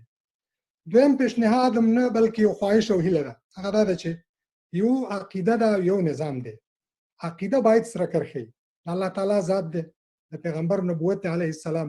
دا سری کرښې دي په دې باندې هېڅوک جوړه جاړه نشي کولی د دې نه هېڅوک نشي تېرېدلی دا سری کرښې نه دي دا له سری کرښو اخوا نور رنګونه دي په دې کې هېڅ شک نشته مګر نظام که هغه جمهوریت دی که امارت دی جمهوریت خو مو ولیده متاسفانه دوستانو مخکې اشارې ورته وکړلې چې له فساد نه او له کوم چې نوم دی هغه ورباندې کېدی هغه ټول پکې شته دی او افغانستان نن د نړۍ د مفسدترینو ملکونو په جمله کې راځي. همدارنګې که دې ته وګورو چې د امارت خبره ده نو امارت خبره کې هم امکانات شته دي. تاسو پوهېږئ چې د امارت کلمه د حضرت عمر فاروق یعنې د دویم خلیفه په وخت کې د امیر او د امیرالمؤمنین او د امارت خبره شروع شوې ده. د خپله د پیغمبر صلی الله علیه وسلم په وخت کې او د اول خلیفه ابوبکر صدیق په وخت کې د امارت خبره نه وه. نو دا د ګورئ زه دوه لنډه مثالات د اسلامي تاریخ نه درته عرض کوم. اول دا دی چې کله چې په شپږم کال د هجرت باندې د صلح د حدیبیې کېدله نو د مکې مشرکینو د مشر د قریشو د هغه نوم سهیل بن عمرو کله چې دوی حدیبیې کې سره جوړه کوله نو هغه ورته نو حضرت رسول الله صلی الله علیه وسلم او حضرت علي ته وویل چې ولیکه من محمد رسول الله د رسول یو طرف د سولې د تړون محمد رسول الله دی. نو سهیل ورته مسکی شو، ورته ویل چې وزړه زه کتاب پیغمبر یو من جنگ در سره ولیکم. ول څه ولیکم؟ ولیکه چې محمد بن عبد الله رسول کلمه ته لري کا. پیغمبر د رسول کلمه نو حضرت عمر ورته وکتل و یا رسول الله موږ په حق نه یو، ول په حق نه یو. آیا دوی په باطل نه دي؟ ولې په باطل نه دي؟ نو ته ولې داسې کوې؟ هغه ورته ویل چې ستا رب ستا پیغمبر په وچه ډاګه نه پرېږدي. معاهده ورسره امضا کړه او محمد بن عبدالله یې ولیکه. د رسول کلمه چې دی رسول د رسول د کلمې نه تنازل وکړو. موږ دا د امارات او د جمهوریت کلمه خو تر هغې ډېره وړه ده، د پیغمبرۍ د مقام او د شخصیت نه او د هغه د حرمت نه ډېره وړه ده. بله خبره دا ده چې خپله بیا هم د حضرت عمر مثال درته وایم. په 18 کال د هجرت باندې په مدینه کې ډېره لویه لږه او قحطي راغله، بارانونه نه خلک ډېر وږي شو. یو صحابي لاړ غلا یې وکړه، یا تابعي و لاړ اوښه یې غلا کړه. اوښه یې غلا کړه. په اسلام کې شریعت کې علما ناست دي، تاسو په دین خو پوهېږئ. هغه دا دی چې هغه ته د لاس د قطع کولو جزا ورکول کېږي. عمر فاروق هغه سړی وبخښه، در حاله کې چې دلته شریع اصل دی، نسل دی، اصل او نس پروت دی، مګر بیا هم هغه د امت او د خلکو هغه مشکل او ضرورت یې وکتل. پیغمبر د رسالت د کلمې نه تېر شو، محمد یې ولیکه بن عبدالله، او دا هغه حکم زه نه وایم چې هغه په حکم تعطیل کړه یا د حکم له منځه یوړه، نه ابدا کله هسې نه وه، مګر دا دی چې هغه خپل مصلحت ولیده چې امت خیر په څه کې دی، دغه شرایط څه دي، د شرایطو تقاضا او غوښتنه څه وه. په همدې خاطر باندې همغه وه چې دوی دغه وکړله، سړي ته جزا ورنه کړه او بیت المال نه بله اوښه راوسته او خاوند ته ورته ورکړه. درېیمه خبره چې هغه د هغه مخکې دغه مېرمن نورزۍ ډېره ښه خبره یې وکړله او زه د دې مطلقا تایید یې کوم. او هغه خبره دا ده چې د ښځو حقوق دي. تاسو پوهېږئ بیا هم زه د دین خبره کوم، ځکه دا زموږ د نزاع او د جنجال ډېره خبره په دین رنګ لري او په هغه صبغه کې رنګ خبره ده. نو د دین نه زه دا خبره کوم، سره د زه شرعي عالم نه یم. کله چې آدم علیه السلام پیدا شو نو خدای پاک د هغه په خلقت کې وایي چې دا ما د خاورې او د کړنګېدلې د خټې نه ما جوړ کړی دی، له خاورې نه جوړ شوی دی. مګر لومړنی هغه اولنی نر انسان و، مګر اولنۍ ښځه د انسان نه جوړه شوې، له ده جوړه شوې ده. نو فضیلت ته وګورئ چې هغه له خاورې جوړ دی، دا له انسان جوړ دی. دلته یو خبره شته دی. دویمه خبره دا ده چې خدای پاک دواړو ته خطاب کوي چې تاسو دواړه په دې جنت کې واوسېږئ، تاسو دواړه دې ونې ته مه نږدې کېږئ، تاسو دواړو دشمن ابلیس دی. اوس چې وخت راغی تاسو دواړه له دې جنت ته ښکته شئ. ټولو ته خطاب په مساوي شکل باندې شوی دی. کوم ځای کې فضیلت دی چې نر په ښځه باندې بهتر ګڼل شوی دی، دواړه په یو شکل باندې ګڼل شوي دي. بله خبره دا ده چې په دې وروستیو کلونو کې د مثال په تور باندې تاسو ټول عالم فاضل خلک یاستئ. ما ته څوک یو مثال ویلی شي چې یوې ښځې دې په انتحار او په انفجار کې لاس لرلی، مګر تر ټولو ځورېدلی قشر زموږ په جامعه کې زموږ په ټولنه کې همدا ښځې دي. همدوی دي چې سترګې لمدې دي او ګریوانونه یې لامده دي، او همدوی دي چې د څه چې کړاوونه او ځورېدنې دي دوی ورسره مخ دي. بناء د ښځو حقوق باید زما د دوحې د قدرمنو مشرانو نه، دغه دواړو هیئتونو نه چې په دواړو لورو کې د میزونو دواړو خواته ناست دي، لطفا او په دې باندې تاسو باید دا له پامه ونه غورځوئ چې دا زموږ میندې دي، دا زموږ خویندې دي، دا زموږ مېرمنې دي، دا زموږ لورګانې دي. د دوی حقوق باید کوم چې حقوق چې اسلام ورکړي دي مدني حقوقو کې راغلي دي او زموږ د عقیدې سره په ټکر کې نه دي، ټول هغه حقوق چې دوی ته باید په اسلام کې دي او په مدني حقوقو کې دي او په ټکر کې نه دي، دوی ته باید ورکړل شي. بله خبره چې زه عرض کوم هغه د ځوانانو ده. څلورم پیشنهاد مې یا غوښتنه یا هیله هغه دا ده چې د افغانستان د نفوسو هغه اټکلي نفوس 33 میلیونه دی که 15 دی که 11 هر څو چې دي، د دې 63% یې ځوانان دي چې د دوی عمرونه له 25 کلونو څخه کم دي. مګر موږ او تاسو مخکې انجینر صاحب ډېره ښه اشاره وکړله چې دغه زموږ نصاب باید غیر تعلیمي شي. یو خو دا بیخي ښه ده چې دا باید غیر سیاسي شافه واړم، دا باید سیاسي ونه اوسي، دا د یو. دویمه خبره تاسو پوهېږئ چې د کونړ نه راواخله تر نیمروزه پورې 3.5 میلیونه ځوانان او پیغلې یا ماشومان او ماشومانې دوی 19 کاله وشو له تعلیم نه بې برخې دي. آیا چا هم په دې کې کله فکر کړی دی دغه نسل چې غټېږي دوی به د افغانستان جامې ته کوم دستاورد او لاسته راوړنه به ورته لري؟ نو زه بیا هم خواهش کوم د دغه دوستانو نه چې دغه د میزونو ته راخوا او دېخوا ورته ناست دي او ټوله دنیا او افغانستان ملت ورته په تمه دی، ځوانانو ته ډېر فکر وکړئ. د ځوانانو حقوق، د ځوانانو استعدادونه، د ځوانانو روحیه، د ځوانانو هغه کوم استعدادونه چې دي د دې نه سالمه کار باید واخیستل شي او دوی ته باید زمینه ورته برابره شي. اخر ټکی جناب ډاکټر صاحب مومن هغه دا دی چې موږ یو لویه بدبختي چې په دې تېرو شلو نه بلکې له 42 کالو نه چې موږ ورسره مخ یو هغه د انحصار او د بل د حذف کولو او د ځان د تپلو او د بل د نه منلو مسله ده. که کمونستان راغلل هر څوک چې وو هغه د دوی سره وخه او که د دوی دشمن او مخالف باید سر یې غوڅ شي او هغه په پولیګون کې او په پلچرخي کې باید بندي شي یا بم ور باندې واچول شي. که بیا وروسته ورپسې مجاهدین راغلل عین متاسفانه چې زه خپل هم د دغه ډلې په کاروان کې راغلی یم، زه د دې نه انکار نه کوم چې هغه مقدس جهاد و، ډېر څه لاسته راوړنې شوي دي، مګر مجاهدینو او د جهادي رهبرانو هم دې ته متاسفانه هغه هر څه منظرمه او ټوله زما په پالیسۍ باندې تر ډېره ځایه پورې تنظیمي روحیه وه، هلته مذهبي روحیه وه، هغوی هم ورته اهتمام ونه کړ. او بیا وروسته طالبان متاسفانه هغوی خو حتی د چپړاسي او د پولیس نه نیولې بیا تر برو قدرونو پورې ټول دوی په نور چا باندې نه پوهېږم چې د عدم اعتماد مسله وه او هر څه چې وو خو هغه بیا هم انحصاري دغه راغلل او ټوله یوازې د شرعي علماو چې زموږ د سر سترګې دي، زموږ د جامع منوره او قشر دی او طبقه ده بالکل، مګر دا د 400 دی په خپل لاس کې واخیستل، نور یې ونه کړل. نو د دې دپاره که موږ غواړو چې افغانستان یو مټور، یو شملور، یو بختور او همدارنګه یو منلی غښتلی او نازولی ملت شي، همداسې یو افغانستان چې هغه په خبرو کې میره شي، داسې یو افغانستان چې هغه د سیالانو سیال شي، داسې یو افغانستان چې هغه ته هر څوک د یو آباد سوکاله او ښېرازه ملک په سترګه وګوري، او داسې یو ملت چې هغه لکه څنګه چې تاریخ کې راغلی دی همدغسې خپل تاریخي ویاړونه بیا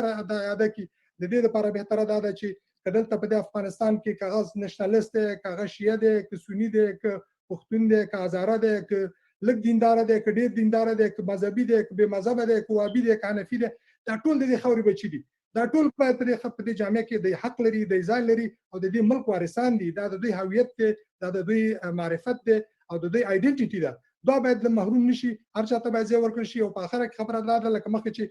جناب ترکي صاحب او نورو ټولو سناتور صاحب ټولو دا خبره وکړه، زه د ټولو په تایید باندې، د ظهیر صاحب په تایید باندې د فعلي وخت لپاره د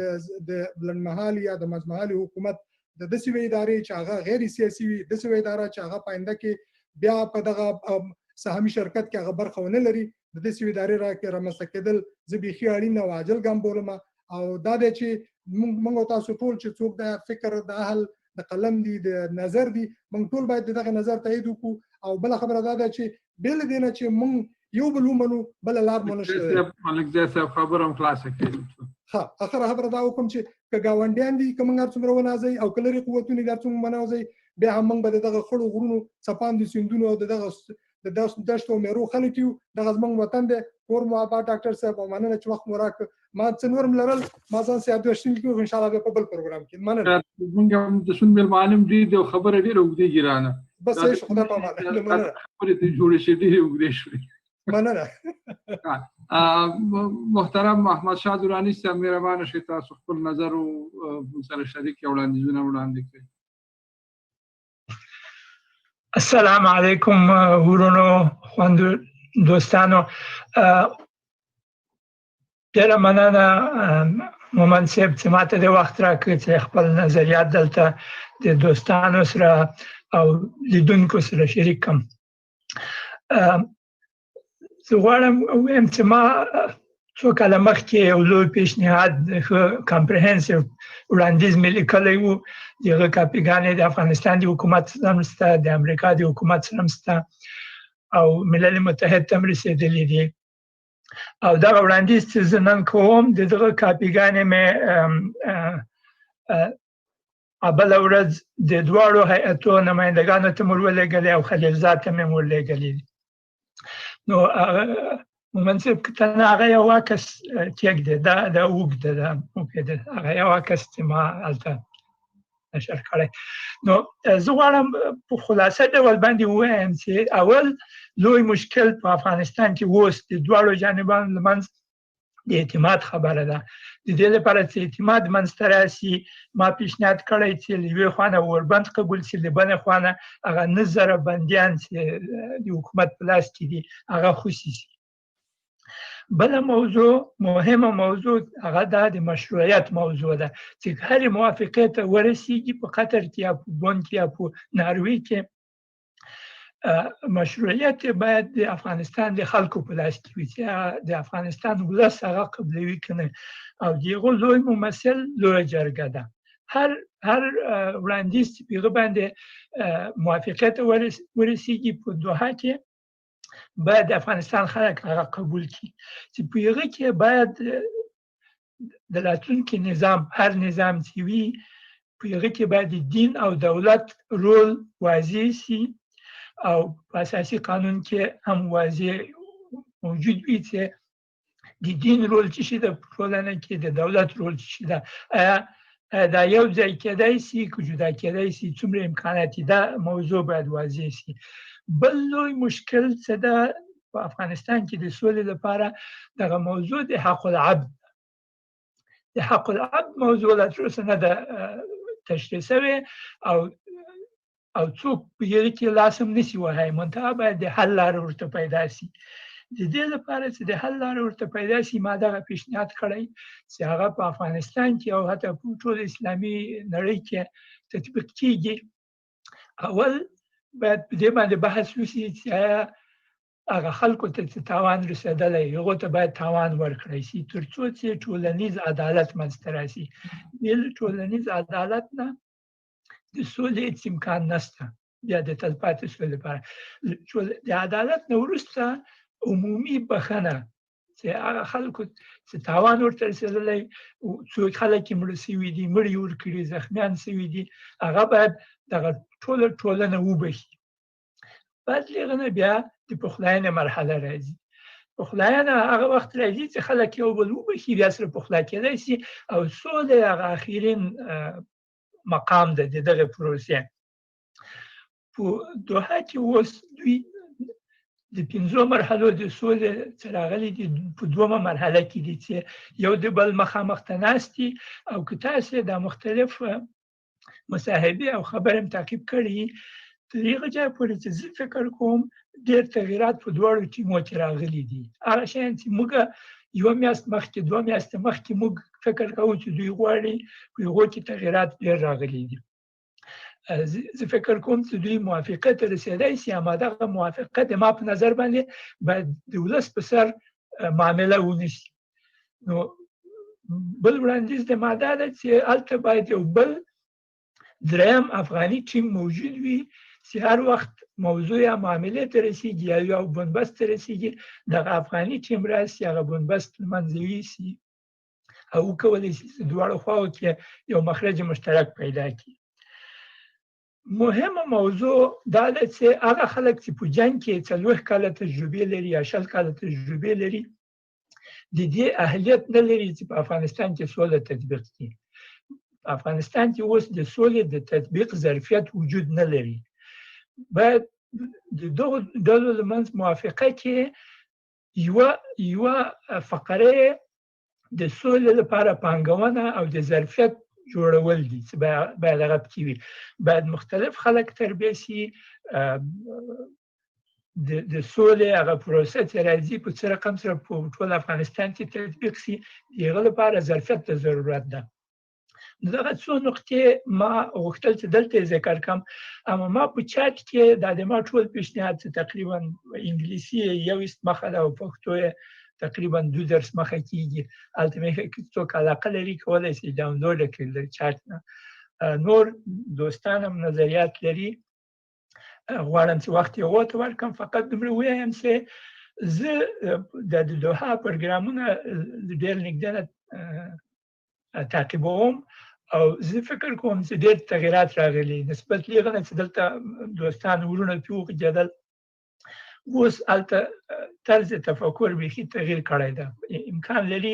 یا به د خارج نه فشار پرې راغلی یا یاد لري چې دوی پوه شوي چې باید دغه موضوع حل شي په یو رقم سره نو نور وخت نه نیسم فقط دغه یو څو ټکي وو چې ما غوښتل دلته یې ذکر کړم ډېره مننه دراني صاحب ستاسو د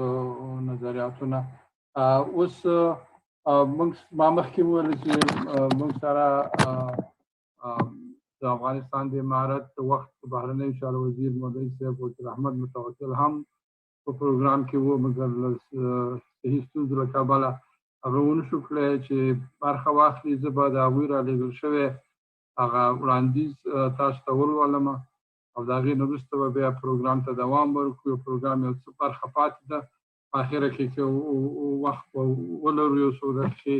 چې د دوستانو سوالونو ته هم ځوابونه ورکړو که چا سره څه وي د محترم وکیل صاحب وکیل احمد متوکل وړاندیز د افغانستان د سیاسي ثبات لارې چارې د هیواد کړکېچونو ته په پام وړ مشران او سالم سیاسي سیستم غواړي چې هیوادوالو ته د ټیکا او څرک په لاس ورکړي. افغان مسلمان ولس د نظام د څرنګوالي په مورد راز تجربې لري، لکه سلطنتونه، خلافتونه، میراثي امیریتونه، پاچایانې، کودتایي بلواک انقلاب نما رژیمونه، زور ریاست امارت او بلواک جمهوریت نما رژیمونه. په نړیواله توګه د سیکولرانو په زعم په افغانستان کې هم ستونزه داسې ده چې اسلام په غلطۍ سره په نورو نامطلوبو ادیانو قیاسوي او د اسلام څخه نادرست فهم دا تصادم رامنځته کړی دی چې له بده مرغه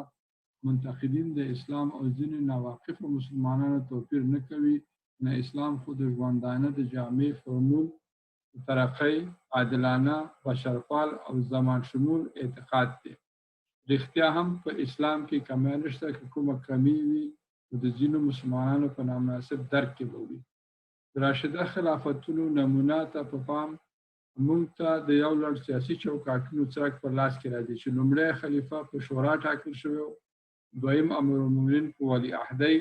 دریم مشري بیا په شورا او د څلورم خلیفه ټاکنه هم د مستخلف شهادت وروسته د مشرانو اصحابو لخوا په بیعت سره حل شوه. خود پادشاهي ډول پکې منتفي دی، یعنی د ابوبکر او عثمان رضی الله عنهما ټاکنې د شورا له لارې منځته راغلې وې. عمر رضی الله عنه واکمن کېدل په ولیعهدۍ ترسره شوي او د علي کرم الله وجهه زعامت په بیعت سره راغلی و. نو غوره او درې ځله ټاکنه یې همدا د شورا او بیعت لار وه چې رسول الله صلی الله علیه وسلم تر رحلت وروسته اجرا شوې وه. د ټولنیزو او نړیوالو چارو په مورد د مشرتابه ځینې معیارونه خورا مهم دي، لکه صحت، اعتقاد، تقوا، علم او وړتیاوې. ځکه سالم، اعتدالي او قانوني سیاست حکیمانه پلي کول غواړي. کله چې د حل لپاره نیت او اراده وي، د ښکېلو خواو لپاره مدبر او واکمن هیاتونه وګمارل شي. د تیرو تجربو څخه په ګټه اخیستنه د صالحو منځګړو په مرسته د باور ایجادېدلو، عامه ذهنیت چمتو کېدلو او د خواخوږو مرکچیانو په مټ سنجولې اجنډا په تعقیبولو سره انشاءالله ښه پوهاوی ترلاسه کېدای شي. دا و د محترم متوکل صاحب وړاندیز. په پای کې زه هم خپله هم مخکې نه چې پوښتنو ته ولاړ شو، زه هم یو سلسله وړاندیزونه لرم چې ما لیکلي وو، ما نه غوښته هغه په لومړي کې ووایم، اوس به یې تاسو سره شریک کړم. دویم کوشش یعنې زما هم انشاءالله پلس ته خو خلاصېږي. په اسلام کې حکومت او حکومتداري د لوی څښتن لخوا یو امانت دی او واکمني د لوی څښتن جل جلاله ده. چارواکان د دې واکمنۍ په رڼا کې ورځنۍ چارې د یو امانت په توګه پر مخ بیایي. د دې کړنو ستره موخه د لوی څښتن جل جلاله د اوامرو نه اطاعت، ټولنې ته خدمت او د دین او د خاورې څخه دفاع ده. چارواکان د ولس خدمتګاران وي، نه د ولس واکمنان. د دې کبله افغانستان باید د الهي اوامرو او قرآني ارشاداتو پر اساس ولاړ او خپلواک یو موټی پرمختللی د ولسي نظام لرونکی او ناپېیلی هیواد وي. په دې هیواد کې باید اسلامي قانون حاکم وي او د حکومت او دولت چارې باید د ټولنیز عدالت په اصولو ولاړې وي. سیاسي جوړښت او سیاسي چارواکۍ کې ګډون باید د اهلیت پر اساس وي، نه د قومیت پر اساس. دا چې د سولې د خبرو مرکچیان به د قدرت او چارواکۍ پر ویش خبرې کوي او که په لنډمهاله حکومت په خبرې کوي موږ ته معلومه نه ده. خو که چېرې فیصله په دې وشوه چې لنډمهاله حکومت دې رامنځته شي، نو وړاندیز دی چې ولسي جرګه او مشرانو جرګه دې ړنګه شي او لنډمهاله حکومت دې تر یو کال پورې چارواکي پر مخ بوځي. د دې یو کال په ترڅ کې د افغانستان په اساسي قانون کې اړونده بدلونونه رامنځته شي. په اساسي قانون کې د بدلون لپاره د قانونپوهانو او شریعت عالمانو یوه غښتلې ډله جوړه شي. اړونده بدلونونه او وړاندیزونه دې تیار کړای شي. د نوي اساسي قانون لپاره د لویه جرګه راوغوښتل شي او د نوي اساسي قانون د دې جرګې ته وړاندې شي. د قانون د منلو وروسته د نوو ټاکنو اعلان وشي. د لنډمهاله حکومت مشر باید په ګوندي او جنګي ډلو پورې تړاو ونه لري. د 1450 لمریز هجري کال څخه تر اوسه پورې د معینیت او د هغې پورته منصبونو کې کار نه وي کړی، ډیپلوماټیکو منصبونو نه وي ګمارل شوی ملي پوځونو پورې تړاو ونه لري او په پورتنۍ دوره کې د ولسي جرګې او مشرانو جرګې غړي هم نه وي پاتې شوی او دا لاندې ځانګړتیاوې ولري افغان وي او د ښه نوم خاوند وي افغان ور او پلار څخه پیدا وي او بهرنۍ میرمن ونه لري د بهرني ملکونو تابعیت ونه لري عمر یې 40 کاله او یا ډیر وي په ښوونځي او یا مدرسه کې لیک او لوست کړی وي او لږ تر لږه د ماسټرۍ او یا معادل د فراغت قانوني اسناد ولري د افغانستان په سیاسي حالاتو او اوضاع پوه وي د افغانستان په اوسني اساسي قانون د انتخاباتو په قانون او نورو مربوطه قوانینو پوه وي د سیمې هیوادونو ګاونډیو هیوادونو او نړیوالو هیوادونو په سیاسي لوبو پوه وي لاندني کسان باید د لنډمهال حکومت مشر نشي په رشوت او فساد ککړ نیولې او تورن کس په قاچاق او مخدره توکو کې ککړ نیول شوی او تورن کس د پردیو جایدادونو او دولتي ځمکو غاصب هغه څوک چې قتل یې کړی وي او یا پرې د قتل تور وي په پردیو هیوادونو پورې تړلی کس لنډمهاله حکومت مشر باید د لومړني ټاکنیز حکومت په ټاکنو کې برخه نه اخلي تر څو د قدرت د ساتلو فکر ورسره رامنځته نشي نه به د کوم چا په ګټه کمپاین کوي او یا به له کوم نومان څخه ملاتړ کوي البته په دویمه ټاکنیزه دوره کې کولی شي ځان د قانون په رڼا کې د ټاکنو لپاره د هر منصب لپاره کاندید کړي د سولې د خبرو د بریالیتوب لپاره مهمه ده چې د راتلونکي قدرت او چارواکۍ د انحصار فکر له منځه ولاړ شي او سیاسي مشارکت او زغم په نظر کې ونیول شي د ملت حکومت او طالبانو ترمنځ فاصلې له منځه ولاړ شي تر څو ملت په اعتماد کې واخیستل شي د دې کبله د افغانستان د واقعیتونو ارزښتونو او ځانګړتیاو په نظر کې نیولو سره دواړو خواو ته لاندې وړاندیزونه کیږي اول د تلپاتې سولې د رامنځته کېدو لپاره ډزبندي اورکم او بالاخره د اوربند اعلانول په ټول افغانستان باندې د ملي حاکمیت د امنیت او دفاع د بنسټونو تحکیمول ملي فوز د اهلیت او مسلکي پوهې پر اساس برابرول اوس په اسلامي او ملي روحیه سمبالول او د مکلفیت دورې بیرته رامنځته کول اساسي قانون کې د تعدیل او اصلاحاتو د راوستلو لپاره د قانونپوهانو او دیني علماو څخه د غوښتلې کمیسیون جوړول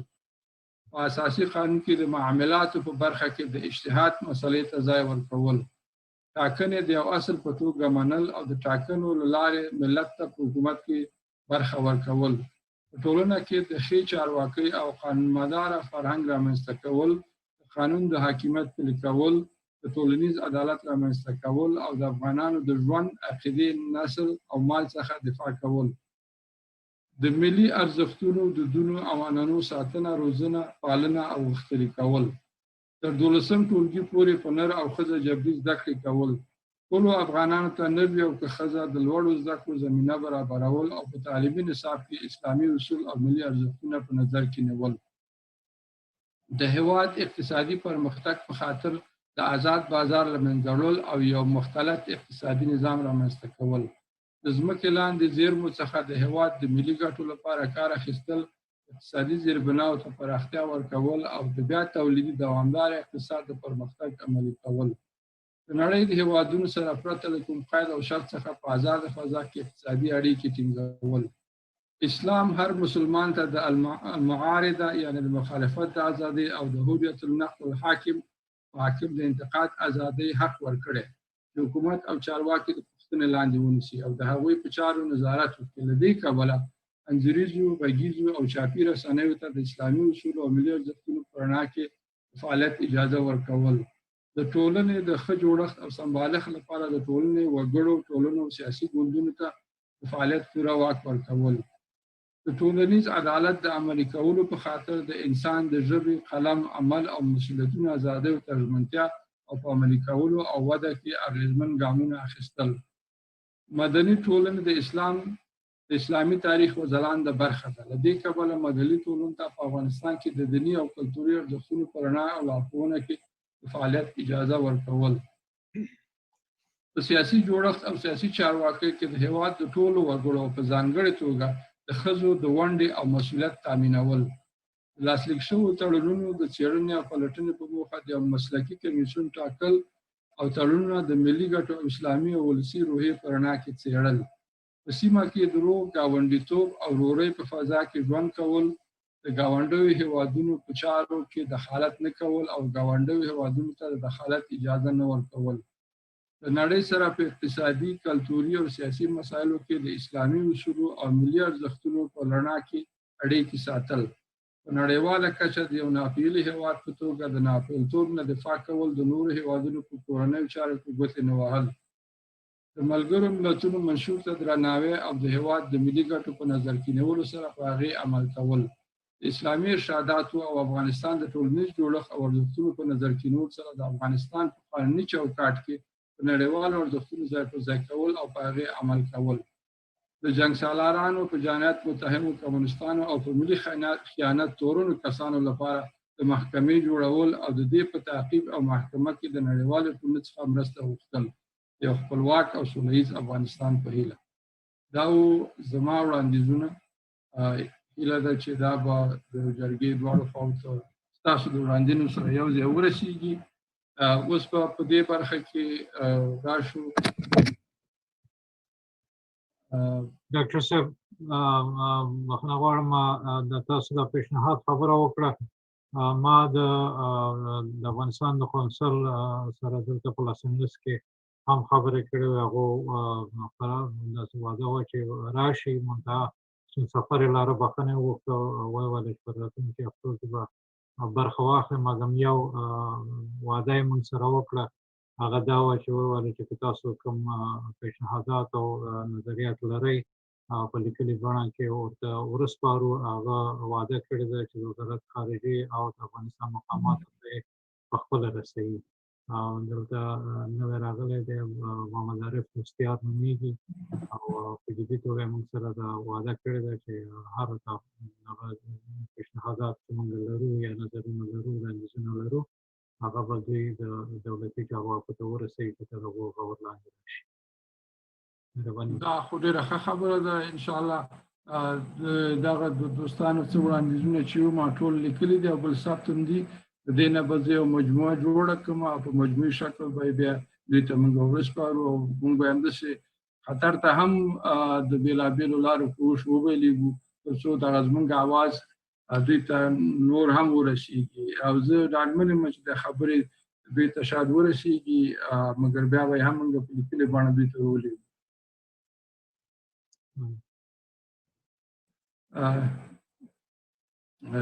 ډېره مننه. فکر کورې بخښنه غواړم دا زما سکرین لږ بدل شو. دلته زموږ یو دوست غوښتل چې هغه اوس فلحال نشته دی. هغه کې فقط بعض څو پیشنهادونه او نظریات البته فیسبوک کې دوستانو وړاندې کړي چې لومړی برخه یې د افغانانو د وژلو او د دې د مخنیوي په هکله وه چې دې ته باید متوجه اوسو چې زموږ د افغانانو خپلمنځي وژنې ډېرې شوي دي او هلته د صلح خبرې روانې دي او دلته وژل ډېر شوي دي. البته اکثره دوستانو زموږ د مېلمنو د ویناګانو ناخوښي ښکاره کړې ده. مختلف کسان مختلف نظریات تایید کړي دي چې په فیسبوک کې دي. د هغې ضرورت نشته چې بیا یې ووایي. منتها هغه مهم دغه یې دا دی چې پوښتنه یې کړې ده چې پیشنهادات چې مشخص پیشنهادات چې دي هغه به البته موږ په یو لنډه کې جوړ کړو انشاءالله د فیسبوک د لارې او د ویبسایټ د لارې د سباوون د ویبسایټ د لارې به هم دا خپاره کړو چې انشاءالله دغه اکثره خوشبیني ښکاره شوې ده په فیسبوک کې د دې خبرو لپاره. د دې خبرو نه یو ټکی زه غواړم په دې باندې فقط موږ یو تقریبا یو 12 دقیقې وخت لرو بحث کې پرې وکړو. هغه د محترم زادي صاحب وړاندیز دی،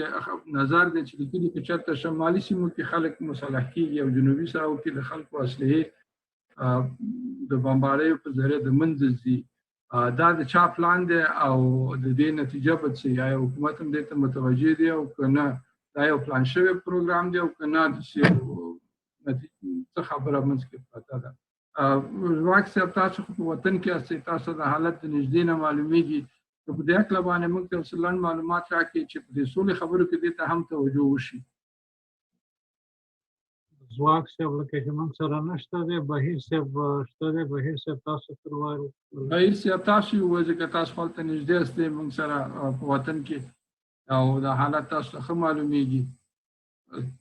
دا څه لوبه څه نوې لوبه روانه فکر کوم بهیر صاحب هم زمونږ بهیر صاحب شته دی خو خیر راغلی مایکروفون یې بند دی. ډاکټر مان صاحب صاحب تاسو څه فکر کوئ څه خبرې تاسو حالات د نږدې نه څارئ؟ څوک پوهان صاحب؟ بله نو او د غواړم چې په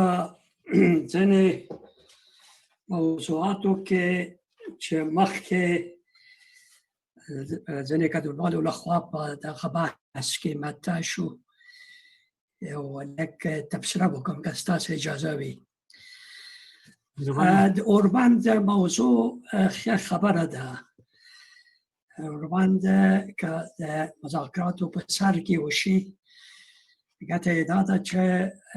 د دې لامل ګرځي چې د دواړو خواو چې په جګړه لګیا ده ونه کولی شي چې د جګړې د فشار له لارې پر مذاکراتو باندې اثر واچوي. دا د دې سبب ګرځي چې د تلفاتو شمیر کم شي. خو د طالبانو دریځ هم منطق لري. دوی وایي تر هغه وخته پورې چې موږ په بشپړه توګه د ټولو موضوعاتو په اړه موافقت ته نه ده رسېدلې، په دغه حالت کې موږ که اوربند ومنو دا د اوسنۍ واکمنۍ په ګټه تمامیږي. یعنی په بل عبارت اوسنۍ کابل اداره داسې فکر کوي چې طالبان اوسنۍ اداره په رسمیت پیژندلې او دی کولی شي چې خپل دغه حکومتولي او ادارې ته ادامه ورکړي. دا یو مطلب. بل مطلب یو ګډونوال د مشروعیت په اړه خبرې وکړه. دا مشروعیت د اوسنۍ حکومت مشروعیت مطرح وي، خو زه داسې فکر کوم چې اوسنۍ حکومت وروسته له دې چې بهرنۍ قوتونه په افغانستان باندې یرغل وکړه او دغه حکومت په زور په افغانانو باندې وتپله او د زور په وسیله تر اوسه پورې ساتلې. په هغه وخت کې چې طالبان د امریکایانو سره موافقت لیک لاسلیک کړ او طالبانو د یو تروریستي ډله چې مخکې مطرح و په یو د مقاومت په یو ځواک بدل شو او د امریکایانو لخوا په دو فاکتو ډول په رسمیت وپېژندل شو. په افغانستان کې په حقوقي لحاظ نوې مشروعیت رامنځته شو چې د مخکنۍ مشروعیت چې کابل اداره دعوا یې کوي ځای نیسي. بناهن کابل اداره په اوسنۍ شرایطو کې وروسته له هغه نه چې د امریکایانو او طالبانو ترمنځ مذاکرات پیل شو د مشروعیت ادعا قطعا کولی نشي. او له بلې خوا د لنډمهال حکومت په اړه زه داسې فکر کوم چې دغه لنډمهال حکومت په لنډمهال حکومت که موافقه وشي ګټه یې دا ده چې دغه لنډمهال حکومت د جګړې سولې خواته یو په زړه پورې الټرناتیو جوړولی شي، په دې شرط چې دغه لنډمهال حکومت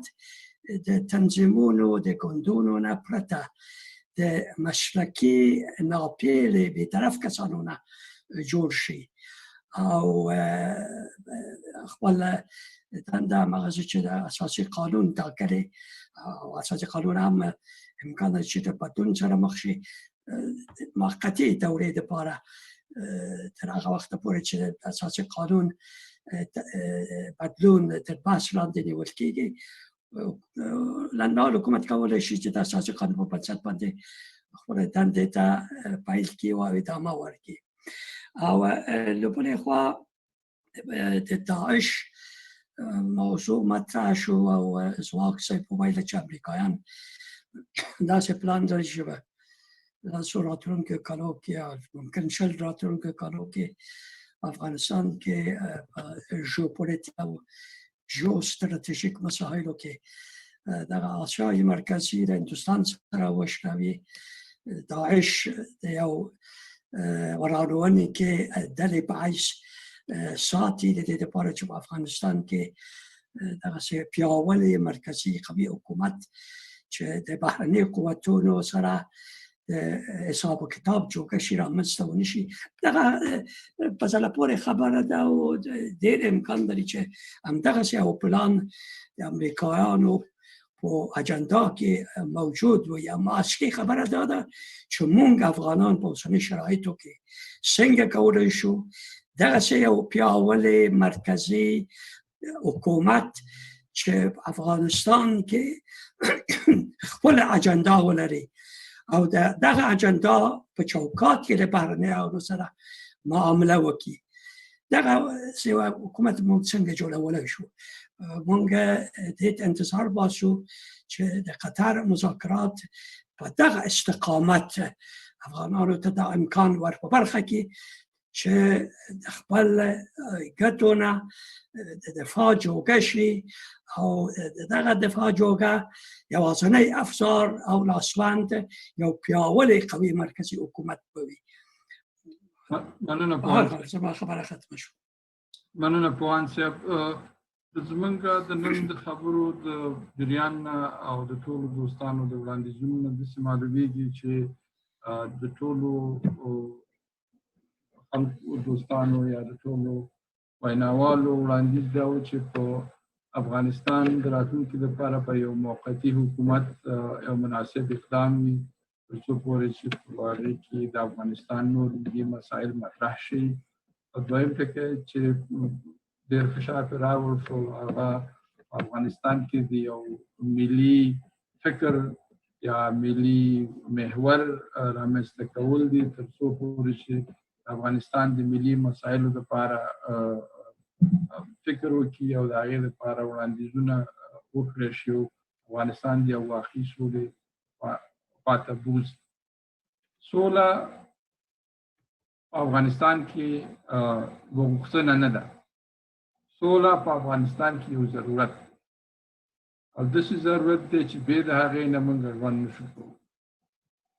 42 کاله دا ملت په وینو کې ځورېږي وینو کې بهیږي ځورېږي وژل کېږي او داسې ویل کېږي چې د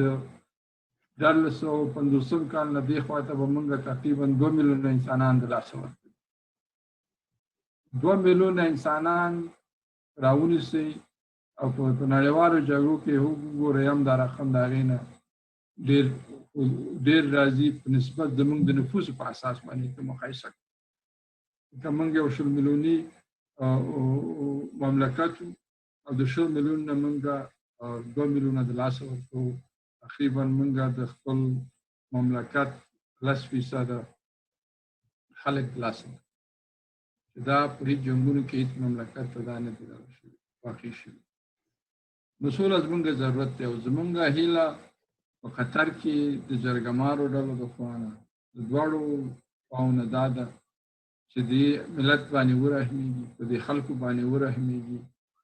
د سولې دپاره داسې یو اقدام وکړي په هغې کې زموږ عزت هم خوندي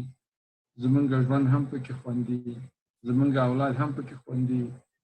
زموږ هغه نړیوال پوزیشن او حیثیت چې دی هغه هم پکې خوندي هر څه هم پکې خوندي ما مخکې هم وویل چې وینه په وینه نه وینځل کېږي وینه په اوبو وینځل کېږي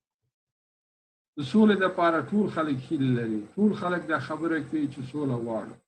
هم طالب وایي چې موږ سوله غواړو هم حکومت وایي چې موږ سوله غواړو هم زه وایم چې سوله غواړو هم بل وایي خو دا سوله د ټولو نه ورکه ده دا سوله دې وطن ته څنګه راشي دغه مهمه ده دغه خلک کینی د تدبیر نه کار واخلي د مشورې او د زغم نه کار واخلي او بالاخره د ملت لپاره یو د خلاصون لار پیدا کړي په همدې هیله او په همدې امید باندې د نننی پروګرام پای ته رسوم ستاسو ټولو میلمنو نه ډېره زیاته مننه کوم موږ له وخت راکړه او موږ سره ډېرې خپل ارزښتناک نظرونه شریک کړل او موږ هیله مند یو چې دا زموږ نظرونه به د جګړې دواړه خواوې غور سره واوري او وبیلوي که وکړی شي چې دا نظرونه هغوی ته یو څه ناڅه ګټه وکړي دا ضرور نه چې هغوی دا نظر وکړي نظر یې ښه وبه مني که نظر یې په نظر ښه نه ونه به مني خو کیدای شي چې دا نظرونه دوی ته یو لارښود وګرځي کیدای شي دوی د دې نه ګټه وکړي نو موږ هیله مند یو دواړو خواوو نه بیا هم دا نظرونه دوی ولولي نظرونو ته غوږ کېږدي او که وکړی شي دوی د افغانستان د راتلونکي سولې لپاره یو ښکلی ښه او داسې یو قدم کېږدي چې په افغانستان ولس پرې ښاد او آباد شي کور مو ودان افغانستان کې مو شپه په خیر په اروپا او امریکا کې مو ورځ په خیر مننه ډاکټر صاحب بیا هم د ټولو درنو قدرمنو مېلمنو نه دوستانو نه چې موږ سره په دې پروګرام کې برخه واخیسته خپل نظرونه وړاندې کړل البته بیا هم دا خبره کول غواړم چې دا زموږ انشاءالله نتیجهګیري به د دې واخلو او هغه به د افغانستان کنسولګرۍ ته په لاس کې موږ لاس ورکړو چې هغه د افغانستان جنرال کنسول په لاس کې ښاغلی محمد عارف دوستیار صاحب چې نوی راغلی دی او یو ښه ځوان او وطندوسته سړی دی په کارونو کې ښه روان دی انشاءالله د وعدې په اساس هغه وعده کړې ده چې دغه به ورسېږي د افغانستان مقاماتو ته چې هغه د هیات د نظر لاندې راشي او کوشش به وکړو زموږ بله خواته هم دغه نظریه ستاسو وړاندې کړو البته د دې پروګرام په نشر باندې هم انشاءالله هغو لیدلي وي باید به وګوري او همداراز غواړم د بهار ټلویزیون نه یو ځل بیا مننه وکړم چې په ننني پروګرام کې موږ سره اوس موږ پروګرام په ژوندۍ بڼه خپور کړ د دوی نه ډېره زیاته مننه ښاغلی اکرم جبار یو دنیا مننه همداسې د سهیل جان صفدري نه ډېره زیاته مننه کوم د تخنیکي برخه کې موږ سره ډېر برخه واخیسته او کومک یې موږ سره وکړ البته د دې پروګرامونه کابل د لیدو دي په جادو ټلویزیون کې د بهار پروګرامونه دي ټلویزیون او د سهیل جان پروګرامونه کله کله ګورم اکثره ګورم ډېر ښه پروګرامونه لري په زړه پورې پروګرامونه لري نو تاسو نه ټولو نه هیله کوم چې د بهار ټلویزیون تعقیب کړئ او همداسې د سهیل جان هم تعقیب کړئ ستاسو نه بیا هم ډېره مننه کوم په لوی الله سپارم تر راتلونکي هفتې پورې خدای مو مل شه شپه مو په خیر ورځ مو په خیر خدای پاک